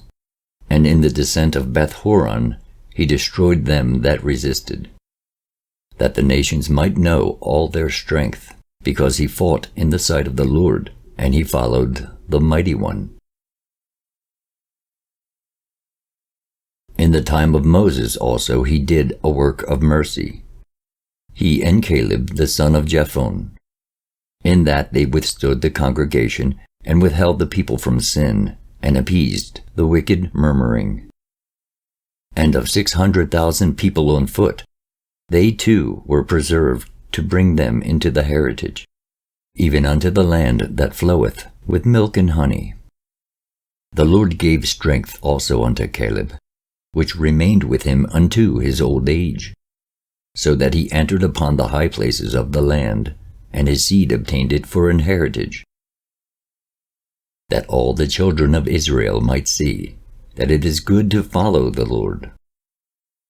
And concerning the judges, every one by name, whose heart went not a-whoring, nor departed from the Lord, let their memory be blessed. Let their bones flourish out of their place, and let the name of them that were honored be continued upon their children. Samuel, the prophet of the Lord, beloved of his Lord, established a kingdom and anointed princes over his people. By the law of the Lord he judged the congregation, and the Lord had respect unto Jacob. By his faithfulness he was found a true prophet, and by his word he was known to be faithful in vision. He called upon the mighty Lord when his enemies pressed upon him on every side, when he offered the sucking lamb. And the Lord thundered from heaven, and with a great noise made his voice to be heard. And he destroyed the rulers of the Tyrians, and all the princes of the Philistines. And before his long sleep he made protestations in the sight of the Lord and his anointed. I have not taken any man's goods so much as a shoe, and no man did accuse him. And after his death he prophesied, and showed the king his end, and lifted up his voice from the earth in prophecy, to blot out the wickedness of his people. Chapter 47. And after him rose up Nathan to prophesy in the time of David. As is the fat taken away from the peace offering, so was David chosen out of the children of Israel. He played with lions as with kids, and with bears as with lambs. Slew he not a giant when he was yet but young? And did he not take away reproach from the people when he lifted up his hand with the stone in the sling, and beat down the boasting of Goliath? For he called upon the Most High Lord, and he gave him strength in his right hand to slay that mighty warrior, and set up the horn of his people. So the people honored him with 10,000s, and praised him in the blessings of the Lord, in that he gave him a crown of glory. For he destroyed the enemies on every side, and brought to naught the Philistines his adversaries, and brake their horn in sunder unto this day. In all his works he praised the Holy One Most High with words of glory. With his whole heart he sung songs, and loved him that made him. He set singers also before the altar, that by their voices they might make sweet melody, and daily sing praises in their songs.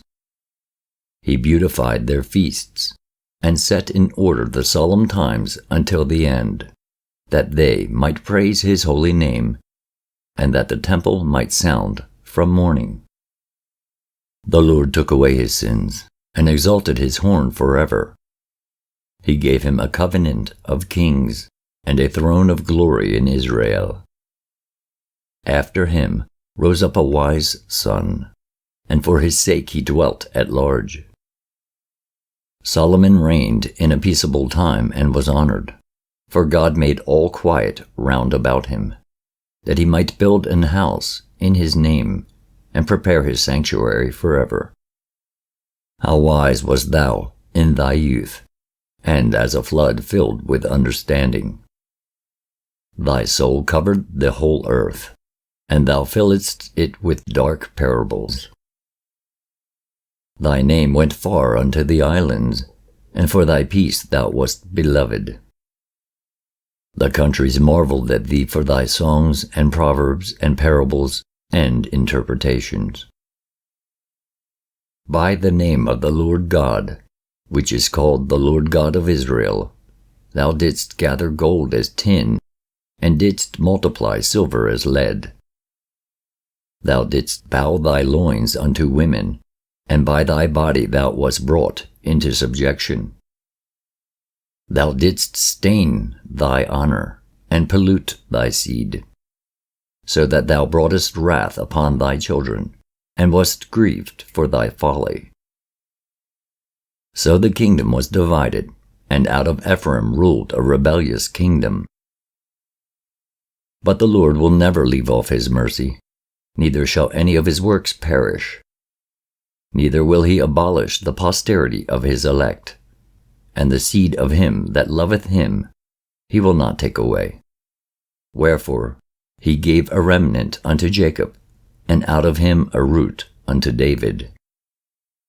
Thus rested Solomon with his fathers, and of his seed he left behind him Rehoboam, even the foolishness of the people, and one that had no understanding, who turned away the people through his counsel. There was also Jeroboam, the son of Nebat, who caused Israel to sin, and showed Ephraim the way of sin. And their sins were multiplied exceedingly, that they were driven out of the land. For they sought out all wickedness, till the vengeance came upon them.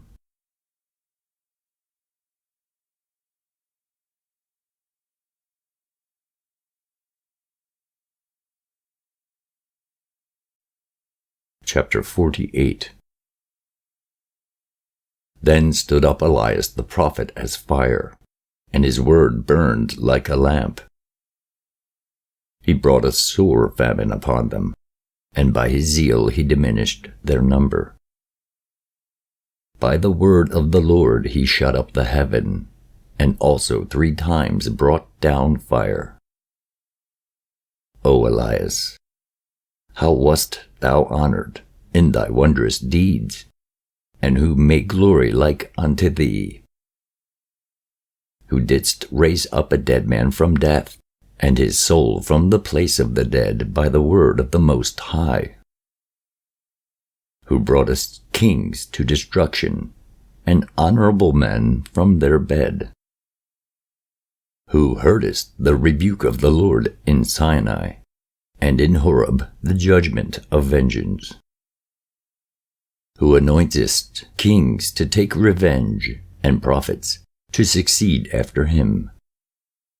Who was taken up in a whirlwind of fire, and in a chariot of fiery horses?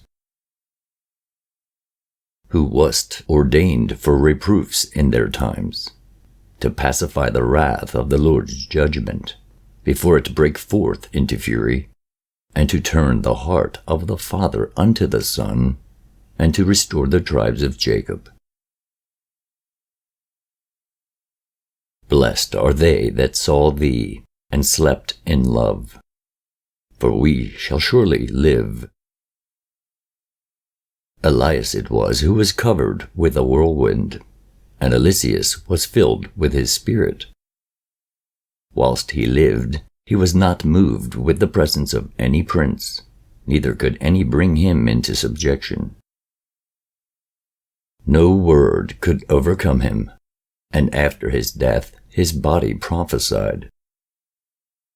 He did wonders in his life, and at his death were his works marvelous. For all this the people repented not, neither departed they from their sins, till they were spoiled and carried out of their land, and were scattered through all the earth. Yet there remained a small people, and a ruler in the house of David, of whom some did that which was pleasing to God, and some multiplied sins. Ezekias fortified his city, and brought in water into the midst thereof. He digged the hard rock with iron, and made wells for waters. In his time Sennacherib came up, and sent Rabsaces, and lifted up his hand against Sion, and boasted proudly. Then trembled their hearts and hands, and they were in pain, as women in travail. But they called upon the Lord which is merciful, and stretched out their hands toward him. And immediately the Holy One heard them out of heaven, and delivered them by the ministry of Isai. He smote the host of the Assyrians, and his angel destroyed them. For Ezekias had done the thing that pleased the Lord, and was strong in the ways of David his father, as Isai the prophet, who was great and faithful in his vision, had commanded him. In his time the sun went backward, and he lengthened the king's life. He saw by an excellent spirit what should come to pass at the last, and he comforted them that mourned in Sion. He showed what should come to pass forever, and secret things or ever they came.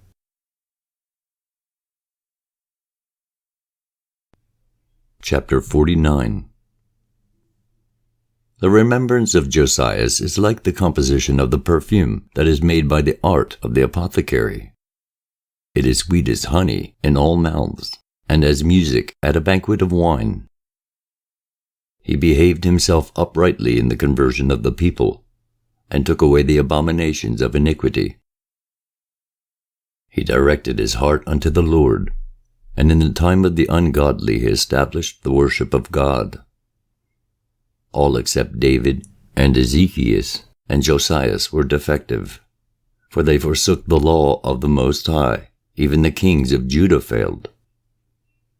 Therefore he gave their power unto others, and their glory to a strange nation. They burnt the chosen city of the sanctuary and made the streets desolate, according to the prophecy of Jeremiah.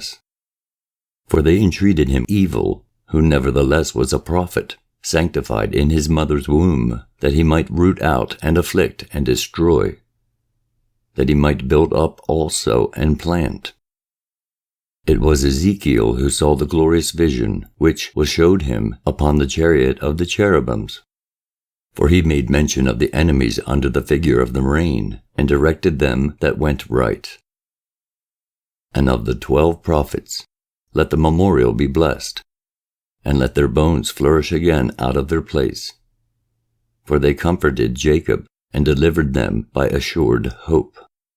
How shall we magnify Zorobabel? Even he was as a signet on the right hand. So was Jesus the son of Josedech, who in their time builded the house, and set up an holy temple to the Lord, which was prepared for everlasting glory. Among the elect was Nehemiah, whose renown is great, who raised up for us the walls that were fallen, and set up the gates and the bars, and raised up our ruins again. But upon the earth there was no man created like Enoch, for he was taken from the earth. Neither was there a young man born like Joseph, a governor of his brethren, a stay of the people, whose bones were regarded of the Lord. Sem and Seth were in great honor among men, and so was Adam above every living thing in creation.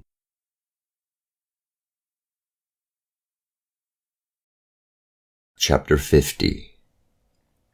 Simon the high priest, the son of Ananias, who in his life repaired the house again, and in his days fortified the temple.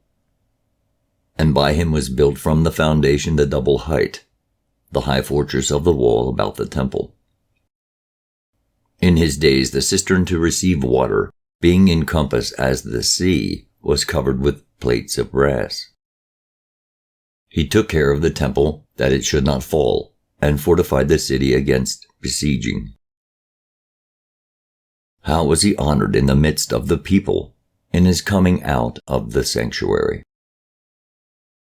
He was as the morning star in the midst of a cloud, and as the moon at the full, as the sun shining upon the temple of the Most High, and as the rainbow giving light in the bright clouds, and as the flower of roses in the spring of the year, as lilies by the rivers of waters, and as the branches of the frankincense tree in the time of summer, as fire and incense in the censer, and as a vessel of beaten gold set with all manner of precious stones, and as a fair olive tree budding forth fruit, and as a cypress tree which groweth up to the clouds.